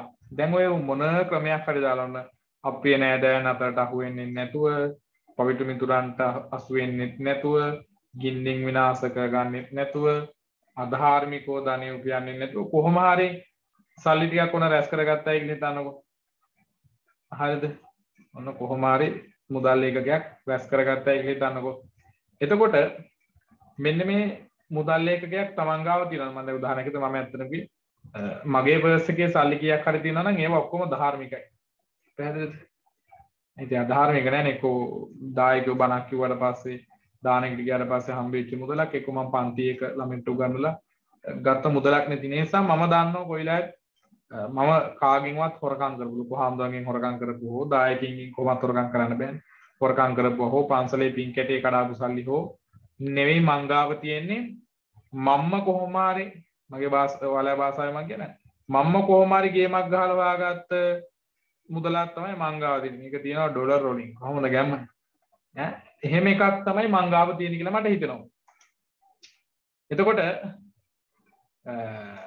අන්නේ වගේ දෙයක් ඇති වෙද්දි ඒ තුලට දැනනවනේ මේ වන්සුලි මොකක් හරි සතුටක් ලොකු ප්‍රවුඩ් ලොකු අභිමානයක් තියෙනවා. ඔයාලගේ ගෙවල් වල සමහරලාට අම්මා තාත්තා කතා කරනවා කි කොයි නේද මේ දවස් වෙලාවට කොහොම හරි ගේ හදාගත්ත අර අතේ තියෙන සල්ලි ටික ඔක්කොම දාලා රත්තරන් බඩු ටිකක් තියෙනවා නැත්තම් බලනකො මේ බ්ලොග් වලක ගණන් අපි මේ ගේ හදන කාලේ මේ 37ට ගත්ත වෙලාවට ටයිල් ටික අර්බුදයක් එන්න කලින් ගත්තේ නේද ඔයි. වෙලාවට තමුසේ ගාවත් හංගපු ගියක් හරි තිබිලා ඒ වෙලාවේ දුන්නේ. නැත්තම් ටයිල් අල්ලන්න වෙන්නේ නැහැ නේ බං. ගෙවල් වල එහෙම හදාගෙන වෙලාවට ලොකු පුතාගේ කාර් එකේ අර අන්තිම ලස්ස දෙක එකපාර දාලා ඉවර කරලා දැම්මේ. තව ඩින් ඒකට පොලිය හැදලා ලස්ස 5ක් විතර ගෙවන්න වෙනවා. එතකොට එයාලට තමන් ගාව තියෙන දෙයක් ආයෝජනය කරපු නිසා හෝ තමන් මූල්‍යමය වශයෙන් දියුණුවකට පත්ලා යනවා හිතට ලොකු සැනසීමක් දැනෙනවා. දැන් අන්නේ සැනසීම හැමෝටම දැනෙන්නේ නැහැනේ. පැහැදිලිද? තමන් ගාව තමන්ටම අයිති දෙයක් තියෙනවා කියලා දැනෙද්දී ඒක වෙනම සතුටක්. උදාහරණයක් විදිහට මට ඉන්න මටම වෙන් වෙච්ච කාමරයක් තියෙනවා. මේක වෙන කවුරුත් ඇවිල්ලා නිදිය ගන්න නැහැ. වෙන අය ඇවිල්ලා බජව් දාන්නේ නැහැ. වෙන අය ඇවිල්ලා තේ කෝප්ප තියන්නේ නැහැ. වෙන අය ඇවිල්ලා වාඩි වෙලා ඉන්නේ නැහැ. ඉන්නේ මට ඕන අය. ඉන්නේ මට ඕන විදිහට. මට ඕන තැනක ඇඳුම් දාන්න පුළුවන්. මට ඕන විදිහකට ඉන්න පුළුවන් මගේ තැන. මට ඒක ආවේනික තැන. හැබැයි මට ඔයාලගේ ගෙදර ඇවිල්ලා දවස් 5ක් 6ක් ඉන්නකොට ඉතයිද මේක මගේ කාමරේ. මට ඕන විදිහට මේ කන්න හම්බ වෙනවා. මේක මම ඉන්න තැන. මට ඕන තැනක මම ඇඳුම් දාන්නේ. මම ඕන තැනක තේ කෝප්පි බීලා තියෙනවා. මට හම්බෙච්ච තැන. එහෙම ඉන්න බෑයි. ඒක මට නෙවෙයි කියලා අදහසක් කොහේ හරි තැනක වැඩ කරනවා. එතන මෙන්න මෙතන මේ වගේ මේ සූත්‍රයක් තියෙන පුතේ අපේ දමිදු එක මතක් කළා ඉස්සෙල්ලා අනන සූත්‍රය කියලා. අනන සූත්‍රය කියලා කියන්නේ පොඩි කාලේ අර චූටිය එකක් දාලා අනන වගේ එකක් නෙවෙයි. ඒක අනනවා කියලා කියන්නේ අනලා සමහරවල් කනවා. ඒක නෙවෙයි. අනන සූත්‍රය අනන කියලා කියන්නේ මේකෙන් කියන්නේ මේ ණය නෑ කියන එක. කෙනෙකුට කිසිම හේතුවක් නිසාවත් ණයක් නැහැ. තමන් ගාව තියෙන්නේ තමන්ම හම්බ කරපු මුදලක් කියලා දැනෙද්දී අන්‍යයාට දැනෙන සැප වර්ග 4ක් තියෙනවා. අපි එකට කියනවා චතුර්විධ සුඛ සංකල්පය කියලා. ඒකේ අංක 1 තමයි පුතා. මතක් කරගන්න දමිදු අංක 1 මොකද්ද? භෝග සුඛ අත්ති සුඛ 2 භෝග සුඛ අනන සුඛ භෝග සුඛ සුඛං නෙවෙයි සුඛ 3 අනන සුඛනේ. අනන සුඛ අනවජ්‍ය සුඛ. අනන සුඛ කියන්නේ බාත්යක් එහෙම අනද්දී අම්මේ අදනම් පරිප්පු එක නියමෙටම ඇවිල්ලා චිකන් කෑල්ලක් තිබ්බනම් කිරි ගාලා ලකන එක නෙවෙයි. අනන සුඛ කියන්නේ ණය නෑ කියන එක. අවසාන එක 4 අනවජ්‍ය සුඛ. පැහැදිලිද? මොනෝගේ චතුර්විධ සුඛ සංකල්පය කියලා උගන්වන්නේ මෙන්න මේ 4ට. එතකොට අපි එකින් එක වර්ගීකරණය කළොත් අත්ති සුඛ කියලා කියන්නේ තමන්ටම අයිති දෙයක්. එහෙම නැත්නම් තමාම දැහැමිව උපයාගත්ත දෙයක්. මේ වචනේ ගොඩාක් වටිනවා. තමාව දැහැමිව උපයාගත්ත යම් කිසි දෙයක් තමන් ගාව තියෙනවා කියලා දැනෙද්දි දැනෙන සතුට. මමම හම්බ කරගත්ත දෙයක් මං ගාව තියෙනවා. මගේ දැන් ෆෝන් එක පෙන්නන්න විදියක් නැහැ. එක ෆෝන් එකයි තියෙන්නේ. ඒ නිසා නැත්තම් මේක මගේ ෆෝන් එක මම හම්බ කරලානේ ගත්තේ. කාටවත් අයිති නෑ මේක. එහෙම. ඔයාලටත් ඒක කවදා හරි දැනේ. තාම ඉතින් ඔයාලට දැනෙන්නේ නැති වෙයි. මොකද මේ ඔයාලා තාම ගෙදරින් යැපෙන නිසා. හරිද? 2 භෝග සුඛ කියලා කියන්නේ මොකද්ද දමිදු? භෝග සුඛ. තමන්ගේ ඒ කියන්නේ තමුන්ගේ ධනය අන් අයට වියදම් කරනකොට ඒ පිළිබඳව ඇතිවන සතුට. තමාසාන්තක ධනය තමන්ටත් අන්‍යයන්ටත් වියදම් කරද්දී දැනෙන සතුට. ඔයාලට පුතේ මේක දැනනවද මම දන්නේ නැහැ. අන් අයට වියදම් කරනවා කියලා කියන්නේ. අන් අයට දෙනවා කියලා කියන්නේ.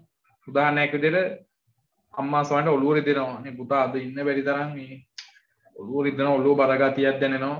අපි කෑ ගහනවා බෙහෙත් ගන්න යම් බෑ අනේ තාත්තගෙන් ඔකට සල්ලි ඉල්ලන්න බෑ දැන් ගිය සතියේත් මම තනි සමහරවල බෙහෙත් ටිකක් ගත්තා තාත්තෙන් ඉල්ලන්න ඕනේ එන්න මංගාව තියෙන රුපියල් 10000ක් යන් දැන් මොකද්ද යන සතුට අපිට මොකක් හරි සතුටක් දැනනේ දැන් ඊට පස්සේ සමහරවල් ගෙදර ඇවිල්ලා අපිට කියන්න පුළුවන් මේ ගෙදර ඇවිල්ලා අම්මා කියනවා මේ ධනි සමහරව තිබුණා තමුසගෙන් සල්ලි ඉල්ලුවෙන්න යන ලොකු කොල්ලා කොහේ හරි තිබිච්ච රුපියල් 10000ක් උතර මම එපා ගියද්දි මම ට්‍රිවිල් එකේ දාන් ගිහලා මට බෙහෙත් ටිකක් කරන් දුන්නා.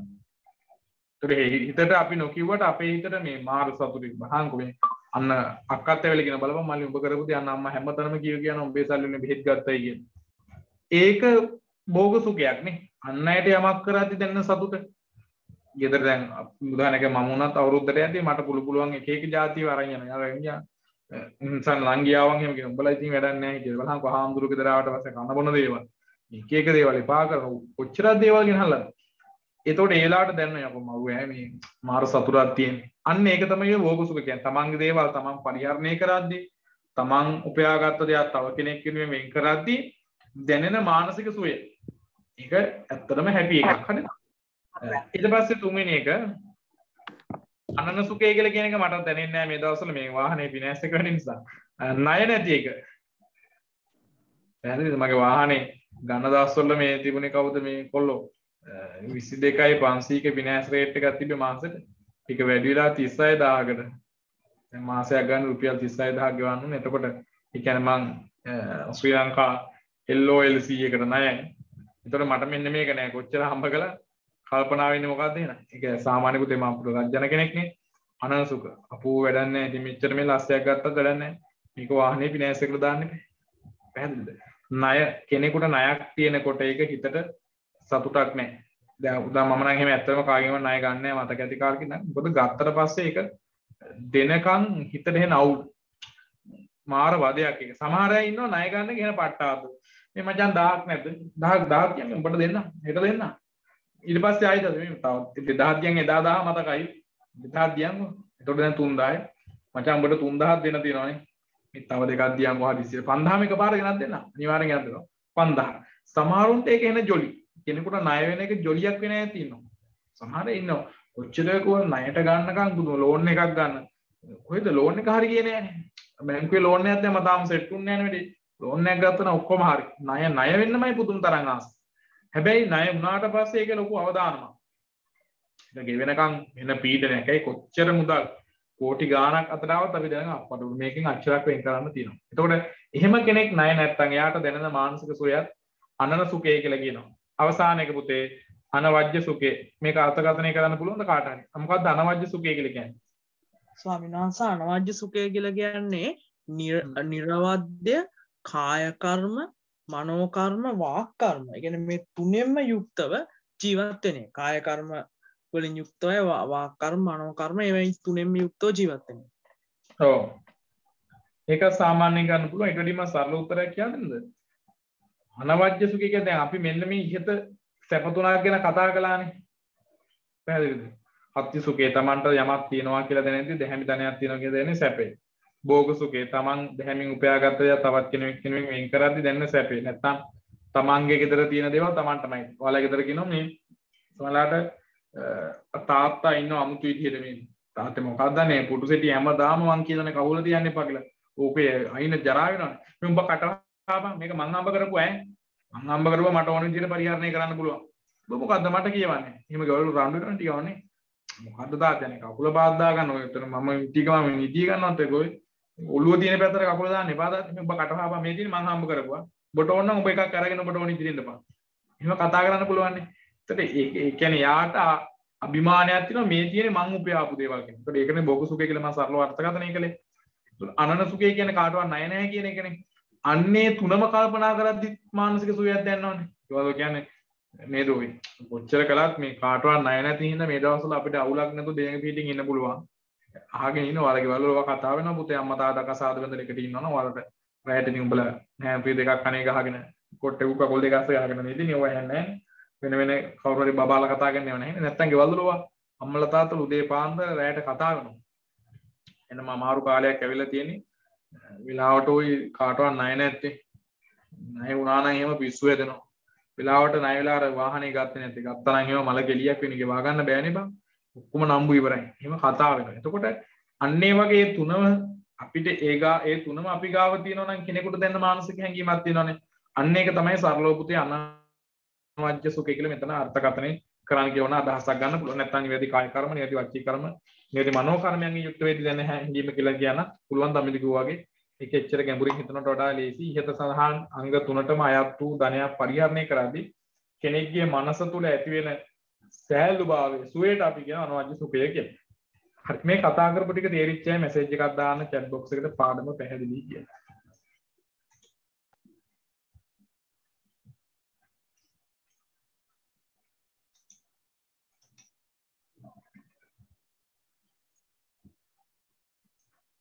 එහෙමත් පුළුවන් චතුනිකා.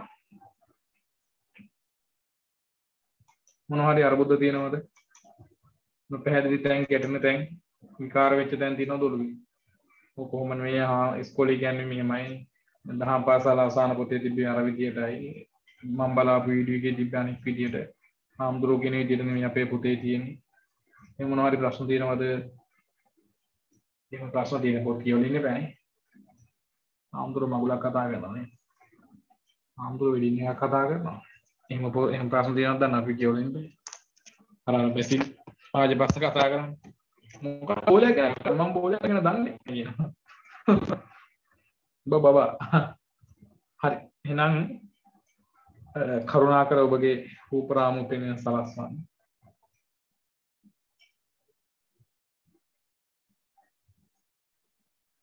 නමෙන්ද පාට බහිනවද තුන්නේ? ඈ තාත්තට කියනවා ගෙදරට වෙලා ඉන්නේ. පොලිසියත් එක්ක තරහින් ඉන්නේ සුනිල් ප්‍රසන්න. කො ඉක්මනට රූපකාය පෙන්වන සලසන. දිස්සා පුතාව කොහෙද? ඒ දිස්සා කොහෙද? මෙන් ගම කොහෙද? සනස පොල් ගහවලම. පොල් ගහවෙල. ඔව් සනස. කොච්චියාන උගම් මාර්ගයෙන් නේද?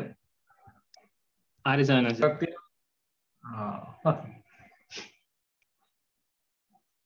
අන්ත මොකද කරන්නේ දවසවල?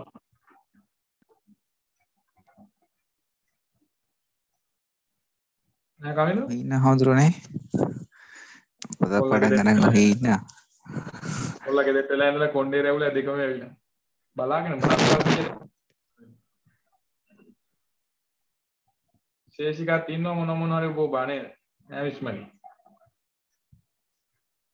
විදූෂන් නම් ගෙදරට බ්‍රහ්මතන් දෙන්න අපි වෙලා ඉන්නේ කොණ්ඩේ රැවුලා කපලා ඔබ පිළිවෙලට ඉඳපන් කියලා තියෙන මිනිස්සෙක් වගේ. මේ ඉන්නේ රස්තියල් වර්ධනාන කියන. ඉෂාංක මොකෝ වාහනේ බහ ගන්න බැරුව වගේ ඉන්නේ ෆොටෝ එකක් දාගෙන ඉන්නේ. කැමරා ඔන් කරනවා බලන්න මොන සුදු වෙලාවද බලන්න. මදුකද මදුකාද මදුකා කොහොමද? Hi hello. උනින් ඉන්නවනේ. ප්‍රියන්ත ටීවී එකක්ද මොනිටර් එකක්ද තියෙන්නේ අයිනේ?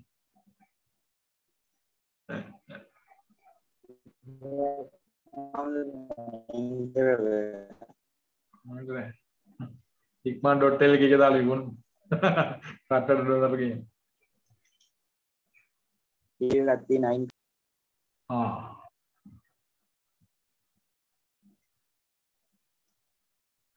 Anjuna Pereira. Pereira කොහෙද? හරි ස්වාමීන් වහන්සේ. කොහෙද පුතේ? එන්නේ වැඩියෝ. එන්නේ නෑ නේ බා. මොකද්ද? ආනන්ද ස්වාමීන් වහන්සේ. හරි. විදුමිනි කෝ ඔයාගේ යාළුවා? විද්‍යාන්තර සෙන්ට්‍රන්ස්. කොහොම යාළුවා?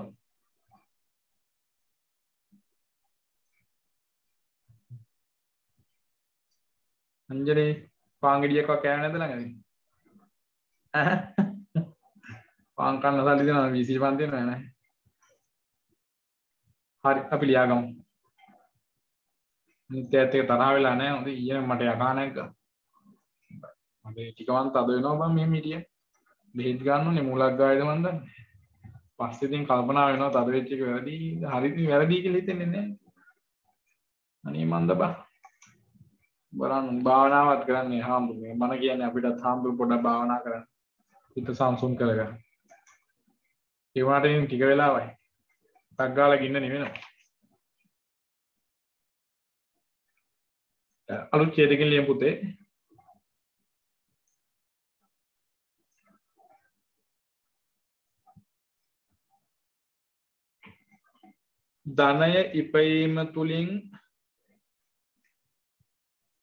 ධනය ඉපයීම තුලින්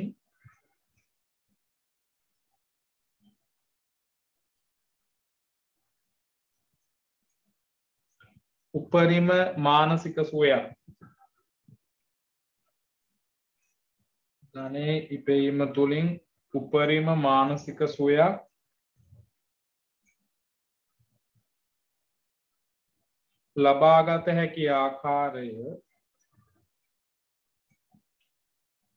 ලබාගත හැකි ආකාරය අංගුත්තර නිකාය අයන්න තිටක් නියන්න අනි අංගුත්තර නිකායේ අංගුත්තර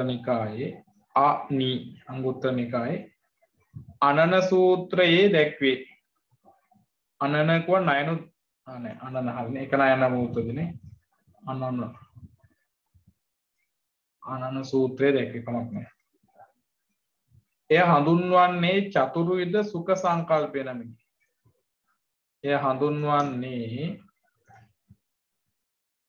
චතුර්විධ සුඛ සංකල්පය නමිනි එය හඳුන්වන්නේ චතුර්විධ සුඛ සංකල්පය නමිනි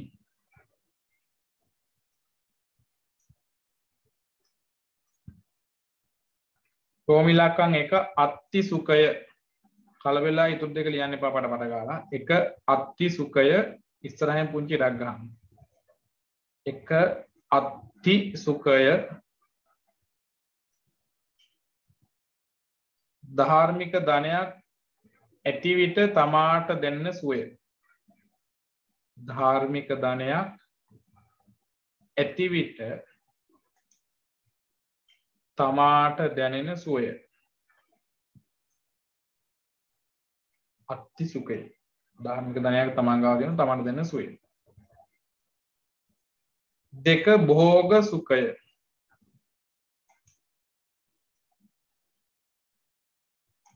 වැඩිනම් කියන්න 2 භෝග සුඛය 2 භෝග සුඛය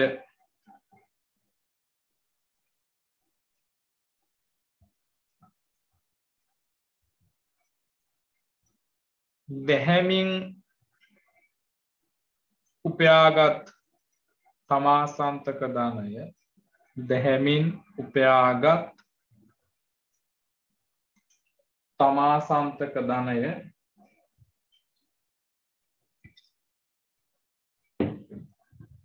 දැහැමින් උපයාගත් තමන් සන්තක ධනය තවත් කෙනෙක් වෙනුවෙන් වියහියදම් කිරීමේදී තවත් කෙනෙක් වෙනුවෙන් වියහියදම් කිරීමේදී දැනෙන මානසික සුවය තවත් කෙනෙක් වෙනුවෙන් ධනය වියහියදම් කිරීමේදී නැත්නම් වියදම් කිරීමේදී දැනෙන මානසික සුවය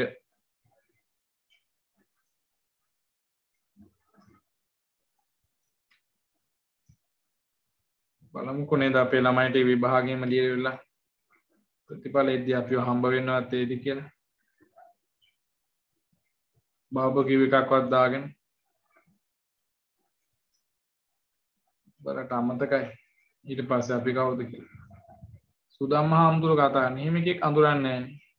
ඒ කියන්නේ ඔයාලට BC පන්ති කියන්නේ මම BC කරේ නෑ. මොකද තමයි වෙන්නේ අන්තිමට. 3 අනන සුඛය.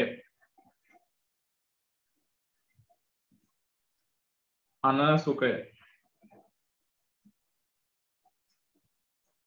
3 අනන සුඛය.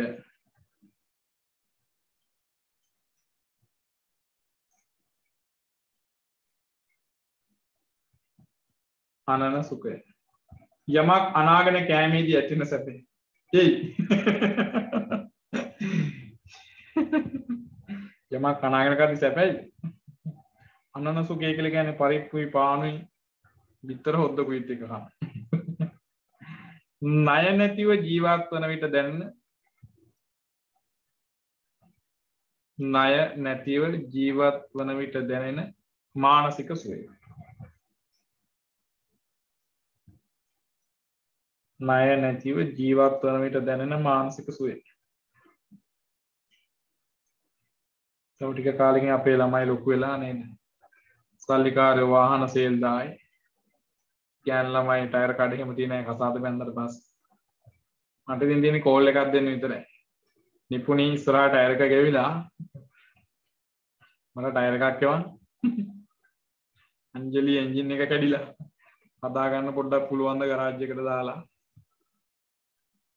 සංදීපනි වාහනේ පුනා කාර් එක දෙනවද මාසෙකට? ඔබ ඵලයන් යන්න ගියේ. ඔයාට දෙන්නමයි කාර් එක ගත්තේ. අනින් යන්න. අපි එහෙම හිතමු නේද? ඒ වගේ හීනවල ජීවත් වෙමු බලමු. අපිට හරියයි කවදා හරි දවසක. හෙටත් හිරු පායාවි කියලා කියනවනේ. ඉත හෙටත් පායයිනේ බලමු එදාට මොකද වෙන්නේ කියලා. අවසාන එක අනවජ්‍ය සුඛය. අනවජ්‍ය සුඛය.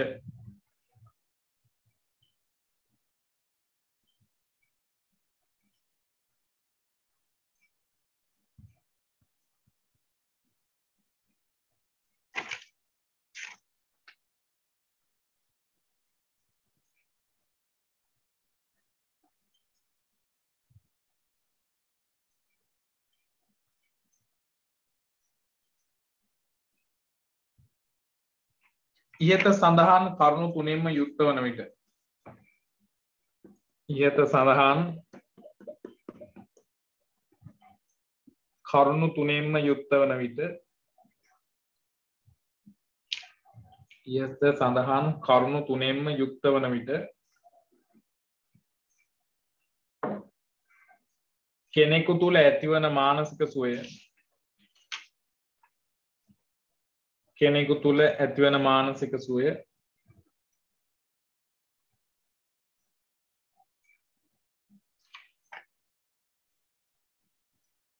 අනවජ්‍ය සුඛය නම් වේ.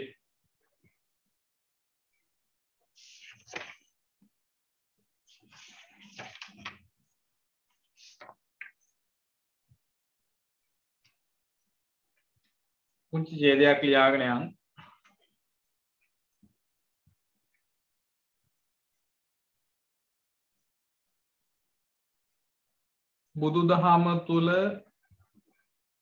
බුදුදහම තුල අලුත් ඡේදකින් ලියන පුතේ. බුදුදහම තුල ශ්‍රම පරිභෝජනය ශ්‍රම නෙමෙයි හොඳේ ශ්‍රම. බුදුදහම තුල ශ්‍රම පරිභෝජනය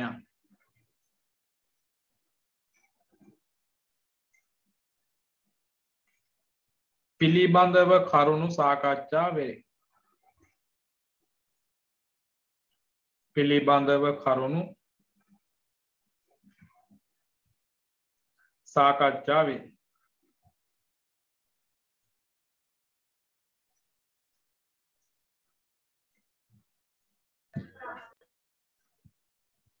කිසියම් කාර්යයක් ඉටු කර ගැනීම සඳහා කිසියම් කාර්යයක් ඉටු කර ගැනීම සඳහා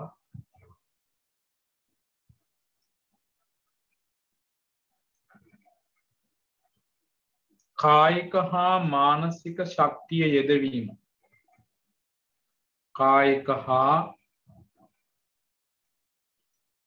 මානසික ශක්තිය යෙදවීම කායික හා මානසික ශක්තිය යෙදවීම ශ්‍රමය යනුවෙන් අර්ථ ගැන්වේ. ශ්‍රමය යනුවෙන් අර්ථ ගැන්වේ.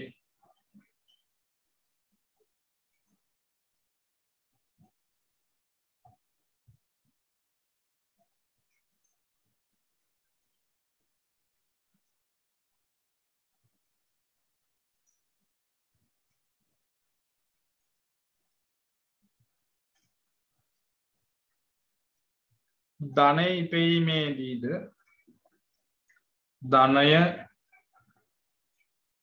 ඉපැයීමේදීද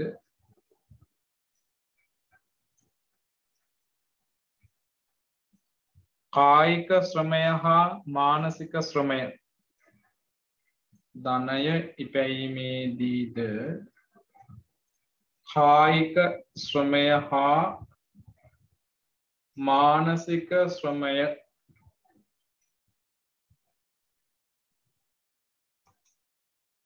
අවශ්‍ය වන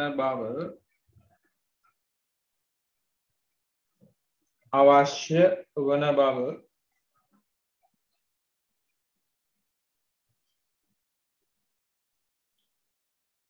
ඉහත තොරතුරු වලින් පැහැදිලි වේ. ඉහත තොරතුරු වලින් පැහැදිලි වේ.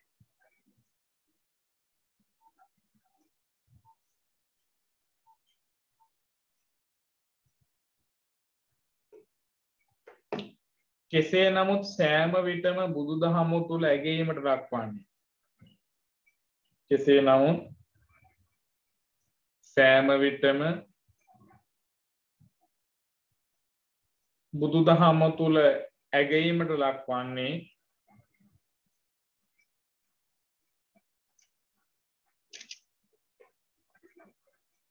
ධාර්මික වූ ධනයම බව.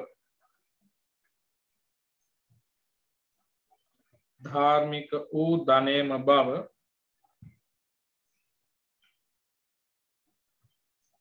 මැනවින් පැහැදිලිය.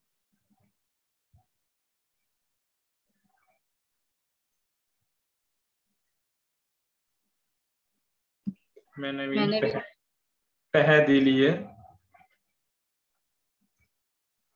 අවසන් කරන්න හදන්නේ පාඩම. කාමභෝගී දිවියක් ගත කරන ගිහියාට කාමභෝගී දිවියක් ගත කරන ගිහියාට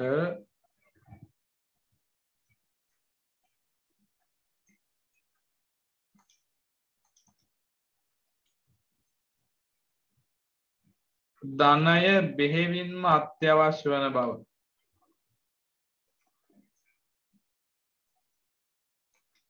ධනය බෙහෙවින්ම අත්‍යවශ්‍ය වන බව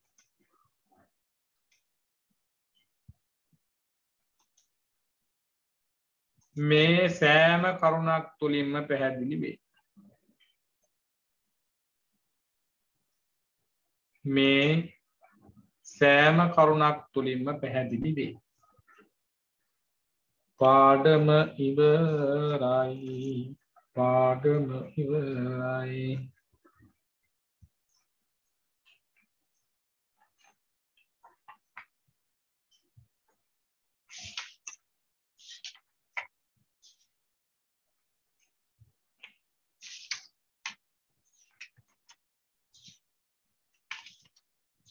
ඉතින් මූලික පාඩම විභාගයට අදාළව අතරම අපි 12 වසරේ පාඩම් ටික අවසන් කරලා තියෙනවා.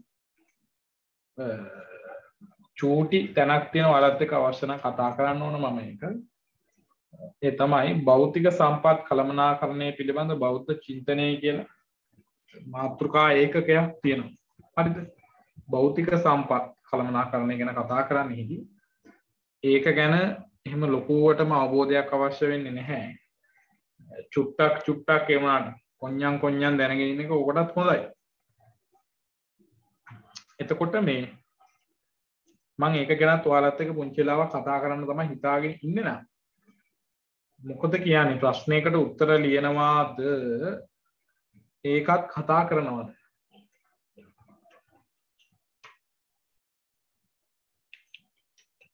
භෞතික සම්පත් කළමනාකරණයත් පොඩ්ඩක් කතා කරනවද ප්‍රශ්නයකට පිළිතුරක් ලියනවද? 11:36යි වෙලාව. මට නම් නිදිමත නැහැ. දැන් මූඩ් පොඩ්ඩක්වත් අවුල් නැහැ තාම. ප්‍රෙස් පිටේ ඉන්නේ. අවසන් නැහැ ඒකයි.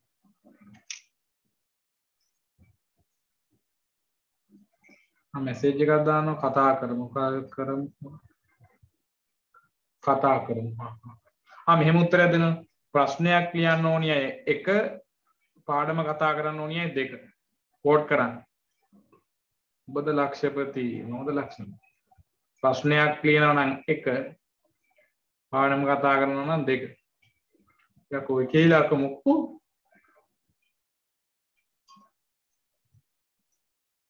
එක දෙක දාන්න බෑ. මේ ගියා මාරලා කළුතරට ඇවිල්ලා ගහලා යන උඹට.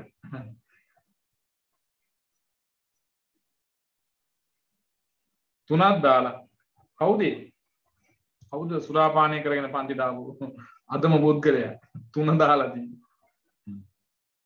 බලමු. රසන්දීපද රසන්දීපාද දීප රසන්දීප මොකද්ද 3? හරියනේ මෙතන ඉහතින් වැඩක් නැහැ. ඡන්දේ ඔක්කොම ගිහිලා තියෙන අභාවයට ඉල පාඩම මටම කියවපන් කියලා කියන්න හදලා. අර වීඩියෝ එක බලමු නැති ඇයි නේද බලමුද පොඩ්ඩක් ටක් ගාලා ගිහලා. එපාද? මට ඒක ඔයාලට අහන්න දෙන්න ඕන. ඉවරයි පුතේ. බලනකොට ටික ගාලා. කම්මැලිකම යන නැත් ඒක බලමු.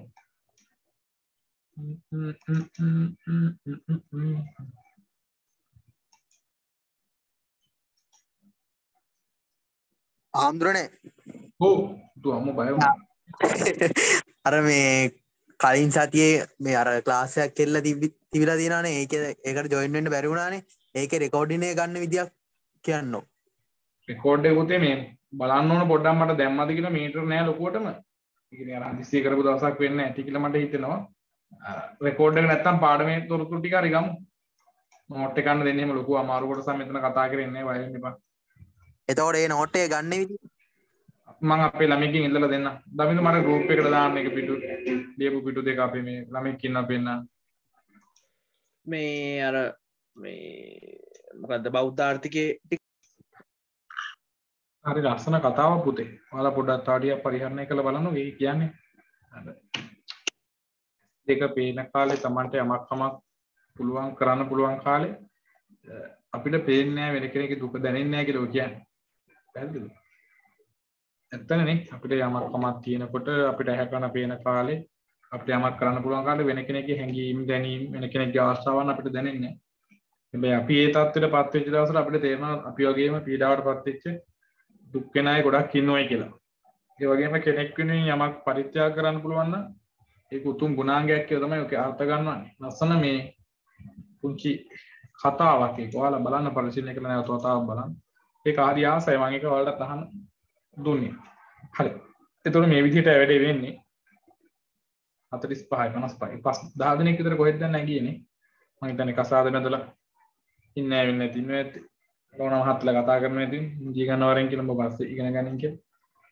භෞතික සම්පත් කලමනාකරණය කියලා කියන්නේ. භෞතික සම්පත් කියලා කියන්නේ කාට හරි මොනවද නිර්වචනයක් කරනවා. මොනවද භෞතික සම්පත් කියන්නේ? අපේ ගෙදර තියෙන වැසිකිළියේ භෞතික සම්පතක් කියලා කාට හරි කියනවා. භෞතික සම්පතක් කියලා පරිහරණය කරන දේවල්. තමයි පරිහරණය කරන දේවල්. එහෙම නැත්නම් මේ අපිට තියෙන දේවල් නේ. භෞතිකව අපි ගොඩනගන දේවල් අපි පරිහරණය කරන අප විසින් ගොඩනගා ගන්න දේවල් භෞතික සම්පත්. ඔව් යානවා. ඔව් ඒ කියන්නේ භෞතිකව ස්පෘශතාවයක් තියෙන ගතිකත්වයක් තියෙන දේවල් කියලා අපිට කියන්නත් පුළුවන් නේද ස්වාමීන් වහන්සේ? ඔව් කියන්න පුළුවන්. ඒක ටිකක් බර වැඩි නේ. යාර ෆිසික් මේ ඔව්. ඒක ඩේන්ජරස් වැඩි. ඉච්චර අවශ්‍ය නැහැ. සාමාන්‍ය අපි ගොඩනගාගත්ත මොකක් හෝ දෙයක් භෞතික අපිට භෞතික වස්තුන් අපිට පෙන්වන්න පුළුවන්. හරිද?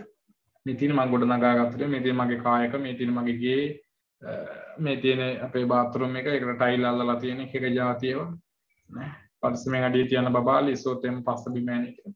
අපිට පෙන්වන්න පුළුවන් භෞතිකව ගොඩනගාගත්ත දේවල් අපිට පෙන්වන්න පුළුවන්. එතකොට මේවා භෞතික සම්පත් වල තියෙන පුතා අපේ සමහර භෞතික සම්පත් වෙන පොදු පරිහරණය කරන්න ඕනේ. උදාහරණයකට පාසල කියලා කියන්නේ රෝහල කියලා කියන්නේ පුස්තකාලයක් කියලා කියන්නේ භෞතික සම්පත්ම තමයි. හැබැයි ඒවා පරිහරණය කරද්දී පොදු පිළිවෙතක් තියෙනවා. දැන් ඔයාලගේ ගෙදර කොමන්ට් එක වැසිකිළිය පාවිච්චි කරන විදිහයි අපි පිට ගෙදරකට ගිහින් කරන එකයි වෙනස්. පැහැදිලිද? ඒක වෙනසක් තියෙනවා. අපේ ගෙදර එකේ අපි අර පියන පයින් අරගෙන ඇති උඩින් කාලා දඩස් ගාලා වැටෙන්න හරි ඒක උඩ අතහැරලා සතපට ගාලා සද්ද එන පිට ගෙදරක ගිහිල්ලා ඕක දඩස් ගාලා වහලා දැම්මොත් එහෙම දෙකකින් කාලා කණියරු ආගමනරක යන්න කෙල්ලලා දාන්න ඕන කියලා කෑ ගහන්න පුළුවන් නේ. අපේ ගෙදර ෆ්‍රිජ් එක ගන්නට අපි යෝගට් දෙකක් අතට අරන් දොර ගාවට තියලා ගානට එන්ටර් කරලා පයින් එකක් ගහන දඩස් ගාලා ඒක වෙහෙල යනවා. අපි වෙන කොහේ හරි නෑදෑ ගෙදරක හරි ඔයාලගේ ගෙදරක ගිහිල්ලා යෝගට් එකක් අතට අරන් ෆ්‍රිජ් එකේ දොරට පයින් ගැහුවොත් එහෙම අඬ කල්ලා දායි අඬ ගහලා. එතකොට හැම දෙයක්ම. එතකොට අපි ගෙදර ඇඳේ පැනලා බුදිය ගත්ත ඩිස්ප්ලේ දාලා ගියාට පස්සේ ඔළුව කකුමක් හදලා අපිට ඇඳ ගානට එල්ලේ කරලා කොට්ටේ මැදින් තියලා බඩේකට තියලා පටස් ගාලා පැන්නොත් එහෙම නර්ස් ලැබිලා ඔළුව පළයි. දෙකකින් කාලා ගන්න. එතකොට තේරෙන්නේ නැති ඩිස්ප්ලේ දාලා මේ තමුසේ ගියාට තවයි මේකේ වාඩිලා බෙහෙත් ගන්න ඕනි කියලා. පොදු පරිහරණයක් තියෙනවා. පෞද්ගලික පරිහරණයක් තියෙනවා. භෞතික සම්පත් වල පොදු පරිහරණයක් තියෙනවා. එතකොට පෞද්ගලික පරිහරණය කරද්දී තමා ගාව තියෙන දෙයක් ගැටලුවක් නෑ. Tamante නිදහස තියෙනවා. හැබැයි පොදු පරිහරණය කරද්දී භෞතික සම්පත් ඒ තුළ ලොකු වගකීම් සමුදායක් තියෙනවා. පැහැදිලිද? පාරේ යන බස් රථේ වුවත් ඒක අපි පිරිසක් යනවා නම් පාරේ දුවන මාර්ගගත මගේ බස් රථයක් නම් එතන තියෙන පුතේ පොදු පරිහරණයක්. ඒකේ සීට් එක ගලවගෙන කන්න හරි ඒකේ සුපුනි කියලා ලියන්න හරි නේද? 9ට ආදරේ ධන ප්ලස් sy සමානයි ගණිත කර්ම මේකේ හදන්න තහනම්. මොකද ඒකේ තව අය වාඩිලා යන්න ඕන. තව පිරිසක් එක පරිහරණය කරන්න ඕන. තව බොහෝ කාල පවතිනවා. අපි කොළඹ ගිහිල්ලා බැස්සට මදි තව දවස් 10ක් 15 අවුරුදු 5ක් 6ක් මිනිස්සු කොළඹ අරගෙන යන්න ඕනේ බස් රථේ. ඒතර එතන තමයි පොදු පරිහරණය තියෙන්නේ. හැබැයි මේ ඔය ඔක්කොටම වඩා භෞතික සම්පත් පරිහරණය ගැන වගකීමක් බුදුහාමුදුරුවෝ කතා කරනවා භික්ෂුන් වහන්සේලාට. ඒකට හේතුව තමයි භික්ෂුන් වහන්සේලාට සම්පත් පරිහරණය කරද්දී විනය නීති පද්ධතියක් පනවලා තිනවා මේ සාංගික දේපල ක්‍රමය කියලා. ඔයාලා අහලා තියෙනවද?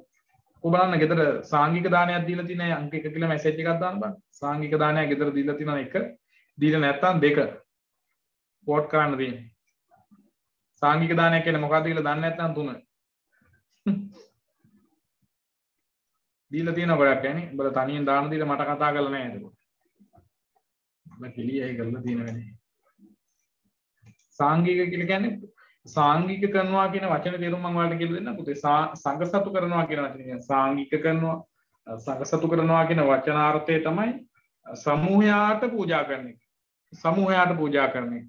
එතකොට යමක් සාංගික කරලා පූජා කළාට පස්සේ එතන තියෙන පොදු පරිහරණය. ඒක ඇත්තම ඇත්ත. දැන් මම දැන් කලින් කිව්වා මේක මට අර අතිසුකේ මංගාව මගේ ඇඳක් තියෙනවා. කාමරේ තියෙනවා. දැන් එහෙම බෑ. දැන් මගේ ඇඳ මගේ කාමරේ මේ තියෙන ඇඳ මගේ නෙමෙයි මේක.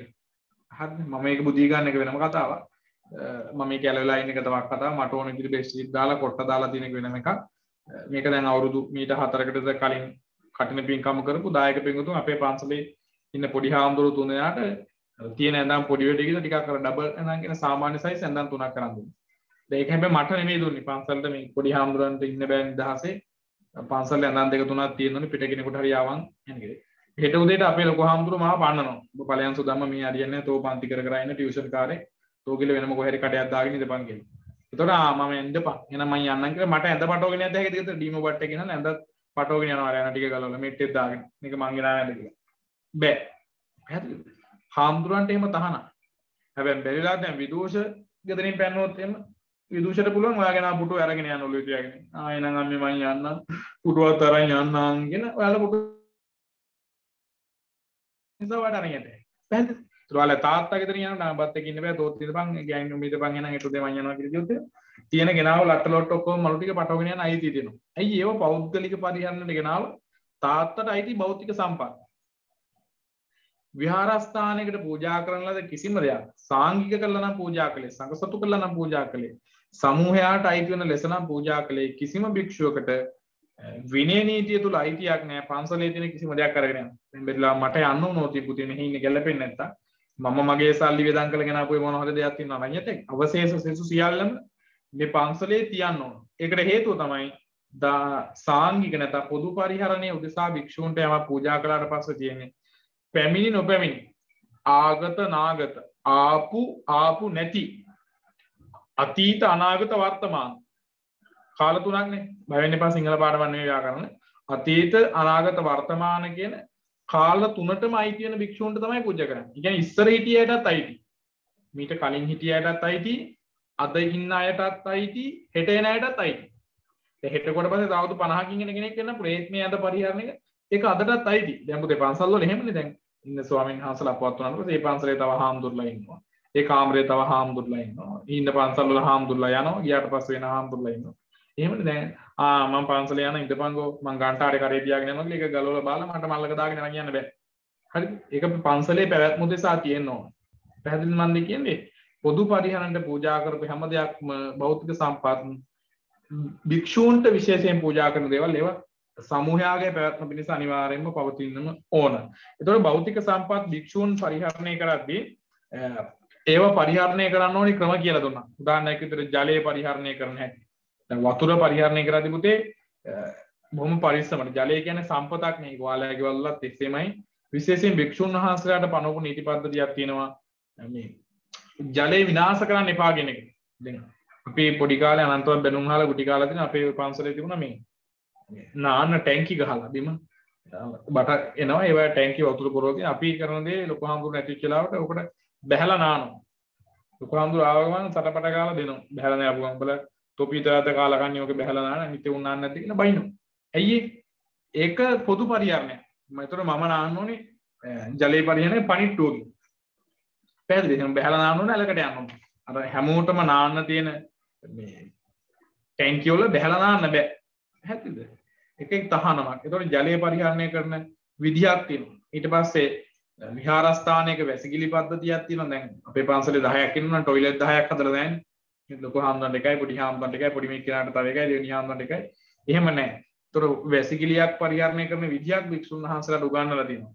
ඒකට යන පිළිවෙලක් තියෙනවා. භික්ෂුන් වහන්සේලා පුතේ ඕන තැනකට යද්දී හැමෝම යන්න මේ සංඝමහලු පිළිවෙල. සංඝමහලු පිළිවෙල කියන්නේ පැවිදි වූ හෝ උපසම්පදා වූ වයසේ පිළිවෙලට තමයි භික්ෂුන් වහන්සේලා යන්න ඕන. ඒක කඩන්න පුළුවන් එකම එක තැනයි තියෙන්නේ. ඒ කොහෙද? ඒ සංඝමහලු පිළිවෙල කඩන අපේ පොඩි හාමුදුරෙක් හිටියා මං හිතන්නේ මන් දින්නවද මන් දන්නේ. සාදු ඔයා දොයිද? සාදු සෙතපෙන්න ගිහිලා කලින්. මේ කොහොමද ඒක කඩන්න පුළුවන් එකම තැන තමයි වැසිකිළියට යන්නේ. වැසිකිළියට යනකොට අර පිළිවෙලක් ඕනේ නැහැ. ඒක කරන්න බෑනේ මම යනවා.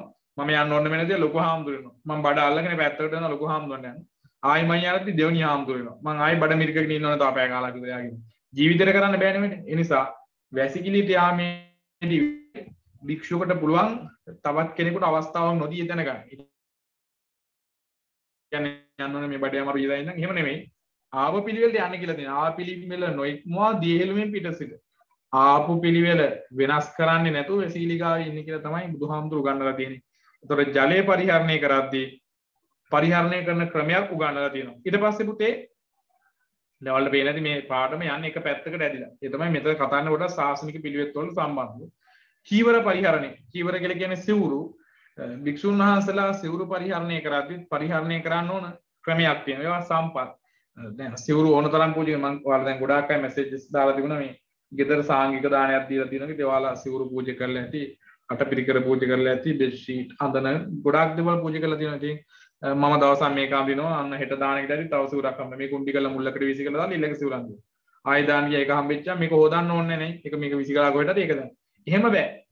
බුදුහාමුදුරුවෝ භෞතික සම්පත් කළමනාකරණය කරද්දී භික්ෂූන්ට විශේෂයෙන් උපදෙස් දීලා තිබුණා. චීවරයක් මේ භික්ෂූන්ට පුළුවන් පරිහරණය කරන්න තුන් සිවුරු තනිපට සිවුර දෙපට සිවුර සහ අඳන සිවුර විතරයි පරිහරණය කරන්න පුළුවන්. වැඩිපුර සිවුරු ළඟ තබා ගන්න තහනම් භික්ෂුවකට. පැහැදිලිද? ඕනකට වැඩි හම්බෙන්න සිවුරු 10ක් 15 පාට ඒවා ඇඳ දදා හැම තියාගන්න බෑ. භික්ෂුවට තුන් සිවුරු පරිහරණය කරන්න පුළුවන් සිවුරු තියාගන්න පුළුවන් කීපයක්. එතනින් එහාට බෑ. සිවුරු දෙක තුනක් තමයි තියාගන්න පුළුවන්. වැඩිපුර සිවුරු ප්‍රමාණයක් භික්ෂූන්ට පරිහරණය කරන්න තහනම්. ඒතකොට පරිහරණය කරන සිවුරක් ඉවත් කරන්නේ නම් ඒක ඉවත් කරන ක්‍රමයක් තියෙනවා. ඒතකොට ඉරිලා නම් ඒක කපලා ඇඳට දාන්න ගන්න පුළුවන්. හරි තැන් තැන් වල දිනන එක අඳින්න සුදුසු නැහැ. ඒක ඇඳට දාන්න ගන්න පුළුවන්. කාලයක් ඇද්දී ඔක ඇඳේ තියන්න බැරි වෙනවා. ඉතින් ඉරෙන්න ගත්තා පස්සේ පාපිස්නාවක් විදිහට භාවිතා කරන්න පුළුවන්. ඊට පස්සේ ඒකත් බැරි අවස්ථාවක අවසානයේ කියනවා මේ බිත්තියට දාලා මැටි ගහන්න. දැන් නම් මැටි ගහන්නේ නැහනේ. බිත්තියට දාලා මැටි ගැහුවත් කමක් නැහැ කියලා කියන්නේ. ඒතකොට අර විනාශ වෙලා ප්‍රයෝජනයක් ගන්න බැරි තැනට වෙනකම්ම තමන්ට දෙන්න සිකුරක් පරිහරණය කරන්න ඕන. එහෙම තමයි දැන් ඔයාලට එහෙම නැහැ නේ පුතා ඩෙනිමක් ගත්තා දවස් දෙකක් යන්දා ආයි මාසයක් විතර යන්දා හේදුවක මම පාට ගියා වීසිකලා පයින් ගිහුවා තව එකක් ගත්තා. එහෙමනේ බහුතරය අනේ කොල්ලෝ නම් එහෙම නෑ ගොඩක් වෙලාවට මම දන්න තරමට ගොඩක් කලා අඳිනවා ඇඳුමක් ගත්තට පස්සේ. විශේෂයෙන් ගෑනු ළමයි. ගෑනු ළමයිගේ අල්මාරිය කබඩ් එකක් ඇදලා බැලුවොත් එහෙම සමහරට තියෙන ඇඳුම් එක දවසක් ඇඳලා ඇති. ඊට පස්සේ ආයෙ වැඳලත් නෑ ඒක තිබ්බද කියලා මතක නෑ තව එකක් ගේනවා. එක දීටි තව එකක් ගේනවා. එක දීටි තව එකක් ගේනවා. පස්සේ බැලින්න එකක් අඳින්නත් බෑ. එක්කෝ ඒවා ලොකුයි එක්කෝ පොඩි. සම්පත් භික්ෂුන් වහන්සේලාට එහෙම පරිහරණය කරන්න පුළුවන් කමක් නැහැ. ඊට පස්සේ ඔය මං කිය භෞතිකව කොට නගන සම්පත්නේ අවසාන දින පුතේ පිරිස් කළමනාකරණය. එහෙම නැත්නම් මානව සම්පතුත් කළමනාකරණය කරන්න පුළුවන්. ඒක ඔයාලා කෝස් එකක් විදිහට කරන්න පුළුවන්. මොකද්ද? හැමෝටම සුබෝදෑසනක් වේවා. good morning කියලා දාලා තිනවා මේ මුලින්ම කවුද දැකලා තියෙන්නේ? තිලින දැන් නෑ. ශ්‍රී ලංකා මාර්ෂානි ෆෝන් එක බලවලාම තමයි ඉඳලා තියෙන්නේ. හැමෝටම සුබෝදෑසනක් වේවා. ත්‍රිවන් සරණයි. good morning නේද? ඊට පස්සේ පුතේ මේ සුබෝදෑසනක් ස්වාමීන් වහන්සේ. හරි හොඳයි. පිරිස කළමනාකරණය. පිරිස් කළමනාකරණය කියලාට පස්සේ මෙතන කියන්නේ පුතේ මේ මං කිව්වා ඔයාලා කෝස් කරලා තියෙන කරන්නේ නැද්ද? ආෆ්ටර් A level කරලා මොනවද? HRM. පිරිස් කළමනාකරණය කියලා උගන්වන්නේ. දැන් බුදුහාමුදුරුවෝ මෙයා කතා කරපු අද වෙච්ච සල්ලි වලට කියනවා. මං HRM එකට කතා කළා අවුරුද්දයි HRM එක ඉවර වෙන රුපියල් 90000ක්. අමුතුවෙන් අපිට කරන්න දෙයක් නැහැ. මොකක්ද HRM කියලා කියන්නේ? මානව සම්පත් කළමනාකරණය. human resource management කියලා උගන්වන්නේ. ප්‍රයිවට් විශ්වවිද්‍යාලවල සහ රජයේ විශ්වවිද්‍යාලවල දෙනවා. ගොඩක් වෙලාවට ඒක පිළිගැනීම වැඩි. රජයේ විශ්වවිද්‍යාලයකින් ගන්න පුළුවන්. කොළඹ විශ්වවිද්‍යාලයෙන් දෙනවා. උසස් පෙළ පාස් වෙච්ච කෙනෙකුට S3ක් තිබ්බත් කරන්න පුළුවන් HRM කෝස් එකක්. ඒවා කළාට පස්සේ ඔය ගාමන්ට් වල වගේ ලොකු පිරිසක් ඉන්න තැනකට ඔයාලා ජොබ් එකක් ඉල්ලද්දී ඔයාලට ඒකේ සර්ටිෆිකේට් එක ඉදිරිපත් කරන්න පුළුවන්. මම HRM කෝස් එකක් කරලා දෙනවා. එතෙන්දි කියලා දෙන්නේ මානව සම්පත කළමනාකරණය කරන්නේ. මොකද මානව සම්පත කළමනාකරණය කරනවා කියන්නේ අඩු පිරිසකකින් වැඩි වැඩක් ගන්න හැටි කියලා දෙන්නේ. පැහැදිලිද? දැන් අපිට මේ භික්ෂූන්ට ඉතින් ඕක HRM කරන්න ඕනේ නැහැ. ඇයි? බුදුහාමුදුරෝ මුල්ම රහත් 69 අරබයා දේශනා කළේ මානව සම්පත් කළමනාකරණය. චරිත වික්‍රේ චාරිකම් බහුජන හිතාය බහුජන සුඛාය ලෝකානුකම්පාය අත්තා හිතාය සුඛාය මාය කියන දේ අගමිත දේශේත වික්‍රේ ධම්මං ආදි කල්යාණ මජ්ජේ කල්යාණ පරිඋසాన කල්යාණ. මහණෙනි මුලැමැදාක සාරවත් වූ දහම් දේශනා කරන දෙදෙනෙක් එකමාව දෙනවා. එතන පිරිස කළමනාකරණය කළානේ පුතේ. පැහැදිලිද? ආයෙන මහණෙනි ඔයාලා වැඩේ කරගෙන එන්න. කවුරු හරි යමුන මහාන කරන මංගාවට අරගෙන ඉන්නකොට මොකක්ද වෙන්නේ වැඩේ? නෑ වැඩේ අසාර්ථකයි. ඉතින් බුදුහාමුදුරු පිරිස කළමනාකරණය කළා. 80 මහා ශ්‍රාවක කළමනාකරණය කළා. එයාට අගතනතුරු බෙදලා දුන්නා. ඒතර පන්සලක ඉන්න හාමුදුරු කෙනෙකුට තියෙනවා විශාල ගමක් මේ මිනිස්සුත් එක්ක අපිට වැඩ කරන්න වෙලා තියෙනවා. පාන්සුකෝලයක් වුණොත්, බණක් වුණොත්, පිරිතක් වුණොත්, රැස්වීමකට ගියොත්, සමිතියකට ගියොත්, මොකක් හෝ පොදු වැඩකට ගියොත් අපිට වෙනවා කොයි වෙලාවෙ භික්ෂුවක් ආවොත් එහි ප්‍රමුඛ ස්ථානෙ දෙනවා. පිරිස් කළමනාකරණය කරා. දැන් පහුගිය දවස්වල මුල්ම ඔය අරගලයේ ඇතින කාලේ අපි පාරට ගියා මේ කෑ ගහන බෝඩ් එකේ මුස්සගෙන. එතකොට මිනිස්සු ඇවිල්ලා කියන හාමුදුරු ඉස්සරහට යන අපි පස්සෙන් එනවා. හාමුදුරු වැඩේ පටන් ගන්න ඕන දෙයක් කරන්න අපි ඉන්න කොල්ල සෙට් එක දිගට ඉන්නවා පිටිපස්සේ. බය වෙන්න එපා. උන් උසි ගන්නලා අපිව දාන්න ඉස්සරහට අයියේ. එයාලා දන්නවා කොල්ලෙකුට වඩා අපිට ඉන්න මිනිස්සුන්ට වඩා ලේසියෙන් මිනිස්සු කළමනාකරණය කරන්න පුළුවන් භික්ෂුවකට කියන. වෙනස් වෙන අවස්ථා තියෙන පුළුවන්. ඒ වුණා සාමාන්‍ය එහෙමනේ. සාමාන්‍ය හාමුදුරු කියන දේ මිනිස්සු අහයි වැඩි පිරිසක් ඇහුම්කන් දෙයි. හාමුදුරු යනකොට අනිත් ඈත් එක හොඳයි කියලා අනුගමනය කරයි වගේ මතයක් සමාජෙ කොට නැගෙනවා. දක්ෂ කතිකයෙකුට පුළුවන් පිරිසක් කළමනාකරණය කරන්න. දැන් ওই පහුගිය කාලේ ඒ වගේම අර බුදිය දිස් වෙලාවේ ඔයාලා දැක්ක අර ගේම ඇවුස්සුවා වගේම සන්නස්ගල සර්ලා හැම ආයි පාරක් දැම්මා ලියලා මේ මොකද්ද අවුලවන්න එපා නිමන්න නිවෙන්න ඔන්නෝම එක පෝස්ට් දාලා ෂෙයා කර අර මිනිස්සු අතර තියෙන පීඩනය ඒ කට්ටිය ටික අඩු කරනවා පාලනය කරනවා කොහොමද. ඒ මානව සම්පත් කළමනාකරණය තමයි. කොළඹට ගිය ලස්ස ගානක් වෙනක අවසන්නත් පුළුවන් මිනිස්සු කළමනාකරණය කරන කෙනෙකුට. ඒ නිවන්නත් පුළුවන්. එතකොට ඒවත් කළමනාකරණ ක්‍රමවේදම තමයි. ඉතින් ඒ ක්‍රමවේදත් පුතේ බුදුදහම තුල ගන්නවා. අවසාන ටොපික් ඊට පස්සේ තව දෙකක් කතා කරනවා. ඊළඟ එක තමයි පුතේ කාලය කළමනාකරණය. ටයිම් මැනේජ්මන්ට් කියන්නේ කාලය කළමනාකරණය කියන එක නිදිමතේ ඉන්න ඔයාලා හැමෝටම වැදගත්. පැහැදිලිද? නිදිමතේ ඉන්න ඔබ හැමෝටම වැදගත්. ටයිම් මැනේජ්මන්ට් කාලය කළමනාකරණය කරන එක. දැන් කොහොමද කාලය කළමනාකරණය? ඔයාලා පුතා මේ මම කතා කරන මම කියවපු පැය ගණන් අපි ලියපු මහන්සි වෙච්ච CR පොත් ගණන් ඔක්කොම ටික අපිට නොවැම්බර් මාසේ 28 ගන්න වෙනවා තනි පේපර් එකක. පැහැදිලිද? තනි පේපර් එකකට අරගෙන කොළ 28කින් 30කින් අපි උපරිම 50ක් දාමුකෝ. 50කින් අපිට කාලේ කළමනාකරණය කරගෙන අපි දන්න හැමදේම ගොඩ නගන්න වෙනවා ප්‍රස්තුතයක් විදිහට. ඒක අර ටයිම් මැනේජ්මන්ට් එකට ඒක ඔබා ගන්න බැරි වෙච්ච කෙනා එතන අසමත් වෙනවා. කොච්චර දක්ෂයෙකුණත් වැඩක් නැහැ. උදාහරණයකට මම ওই පේපර් එක ලියුවත් වැඩක් නැහැ පුතා මම දන්නවනේ ඇත්ත පේපර් එකට ආව මට ඕන ප්‍රශ්නයක් ලියන්න පුළුවන්. හැබැයි මම ලියන්න මොනතරම් දක්ෂයෙකුණත් වැඩක් නැහැ. මම හැම ප්‍රශ්නෙටම උත්තර දැනගෙන හිටියා. මම ඔක ලිඛිතව ලියන්නේ නැහැ. මම ඔක්කොම දැනගත්තත් වැඩක් නැහැ. මට ටයිම් එකට ලියන්න බැයි නා. එතකොට කාලය කළමනාකරණය කර ගැනීම ගොඩාක් වටිනවා. බුදුහාමුදුරුවෝ තමයි කාලයේ තිතරම කළමනාකරණය කළ එකම ශාස්ත්‍රෝය. ඒකට හේතුව බුදුහාමුදුරුවෝ ටයිම් එක උපරිම කළමනාකරණය කරන ඔයාලා දන්න විදිහට කාල කළමනාකරණ ක්‍රමවේදයක් අනුගමනය කළා.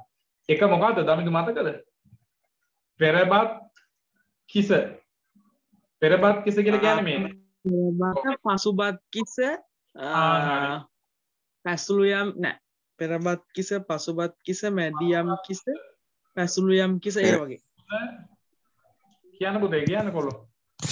පෙරපත් කිස පසුපස් කිස පෙර යම් කිස මැදි යම් කිස පැසුළු යම් කිස. right නියමයි.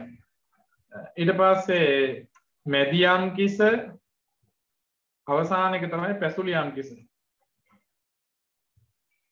මේ ටයිම් මැනේජ්මන්ට්ම තමයි. පැහැදිලිද?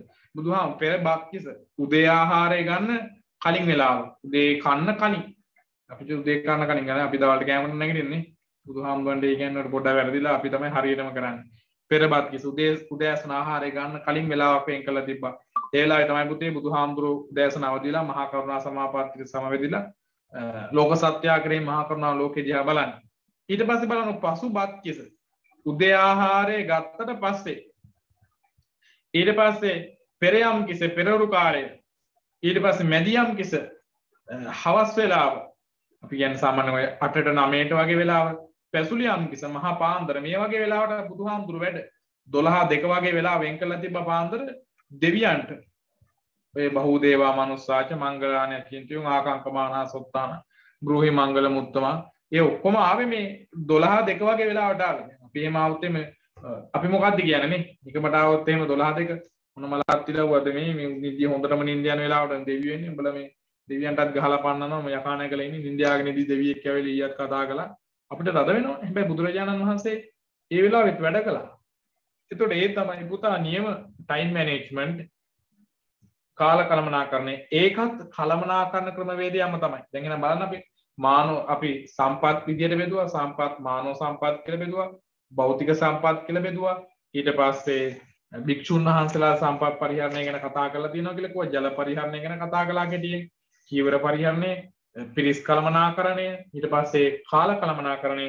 අනික තමයි අපි දැන් කලින් කතා කරපු පාඩමටත් අදාළ මූල්‍ය කළමනාකරණය. මූල්‍ය කළමනාකරණය කියන එක භික්ෂූන්ට යම් තරමක් දුරට නොගැලපෙනවා යයි අර්ථකථනය කරන්න පුළුවන් කාට හරි. හැබැයි මූල්‍ය කියලා කියන්නේ මුදල්. මම ඔයාලා දිගින් දිගටම කතා කරපු කාරණා නිසා වැඩි වෙලාවක් ගන්න නැහැ පුතේ මේක කියලා දෙන්න. නෑ ලියන්න නෝට් දෙන්න නැහැ පුතේ මේ මුදල් කළමනාකරණය කරගන්න එක. මූල්‍ය කළමනාකරණය කියන එක ගොඩාක් වැදගත්. සල්ලි කළමනාකරණය කරගන්න බැරිනොත් තමන්ගේ ව්‍යාපාරය හෝ මුදල් උපයන ක්‍රමය හෝ ක්‍රමවේද විනාශ වෙන්නේ එක් මුලක් බවට පත් වෙනවා. ඒ නිසා දැන් අපි කලින් පාඩම උගන්වපු ක්‍රමවේද මූල්‍ය කළමනාකරණයට ගොඩක් වැදගත්. නොකල්ලි විදි සංචාරය, සූදු වලට බැහැ නොවන එක, පරම්පුවන් කරා නොයන එක නේද? ඒ හැම දෙයකින්ම වෙන්නේ මොකක්ද? මූල්‍ය කළමනාකරණය වීම. එතකොට සම්පත් කියන ඒවා පොදුවේ බෙදුවට පස්සේ පුතේ ඒ සම්පත් කළමනාකරණය කරගත හැකි ආකාර බුදුදහම තුල උගන්වලා තියෙනවා. එතකොට මේ සම්පත් කළමනාකරණය කරගත හැකි ආකාර ටික කෙටියෙන් පොඩ්ඩක් ඔයාලගේ ඔළුවේ මතක තියාගත්තා නම් හරි. මේක මම හිතන්නේ ගොඩක් ඒකට ටච් වුණා. ඇත්තට මෙහෙම අහුවෙච්ච නැති අය කවුරු හරි ඉන්නවනම් මම එයාලට පොඩි ප්‍රශ්නයක් දෙන්නම්. ඒ ප්‍රශ්නෙට සාර්ථකව පිළිතුරක් ලියද්දි මේ පාඩම ඉබේම ඔයාලට අනිවාර්යයෙන්ම අහු වෙනවාමයි. ඉතින් 12 වසරේ සියලු පාඩම් මේ වෙද්දි මම උගන්වලා අවසන් කරලා තියෙනවා. එතකොට අද මේ වැය වෙද්දි ඊට පස්සේ අපිට තියෙන්නේ මේ 13 වසර පටන් ගන්න. 13 වසර මම පටන් ගන්නෙ නෑ. පටන් ගන්න ක්‍රමවේද කීපයක් තියෙනවා. එකක් ලබන සතිය මම මුල සිට සියලු පාඩම් මතක් කරනවා. ගොඩක් වෙලාවට පුතා ලබන සතිය වෙනකන් ඉන්නේ නැතුව අපි අමතර දවසක් රැක දාගමු 10 12 පැය දෙකක්. එතකොට අපිට ලේසි. ඔයාලා කැමැත්තක් එක කරමු ප්‍රශ්නයක් නැහැ. පුළුවන් වුණොත් අපිට පැය දෙකක් ගන්න මම කල් වෙලා ඇතුව දෙනුම් දීලා කොහොම නමුත් ලබන සතියට අදාළව තියෙන්නේ පහුගිය පාඩම් නැවත මතක් කිරීම. එක දවසින් බැරි වගේ හින්දා අපි තව වැඩි වෙලාවක් ගන්න try කරමු. ඊට පස්සේ සතිය අඟහරුවාද ඔයාලා විභාගයට සූදානම් වෙන්න ඕන. 12 වසරේ ප්‍රශ්න විතරක් 12 වසරේ පාඩම් විතරක් එකතු කරලා මම ඔයාලට ප්‍රශ්න පත්‍රයක් හදන එක රචනා ශෛලී ප්‍රශ්න පත්‍රයක් ප්‍රශ්න තෝරගන්න දාන්න දෙපා මොකද හිතන්නේ ගැන ප්‍රශ්න තෝරගන්න දාන්න නැත්නම් සියලු ප්‍රශ්න වලට පිළිතුරු ලියන්න දාන්නද පැය 3ක පේපර් එකක්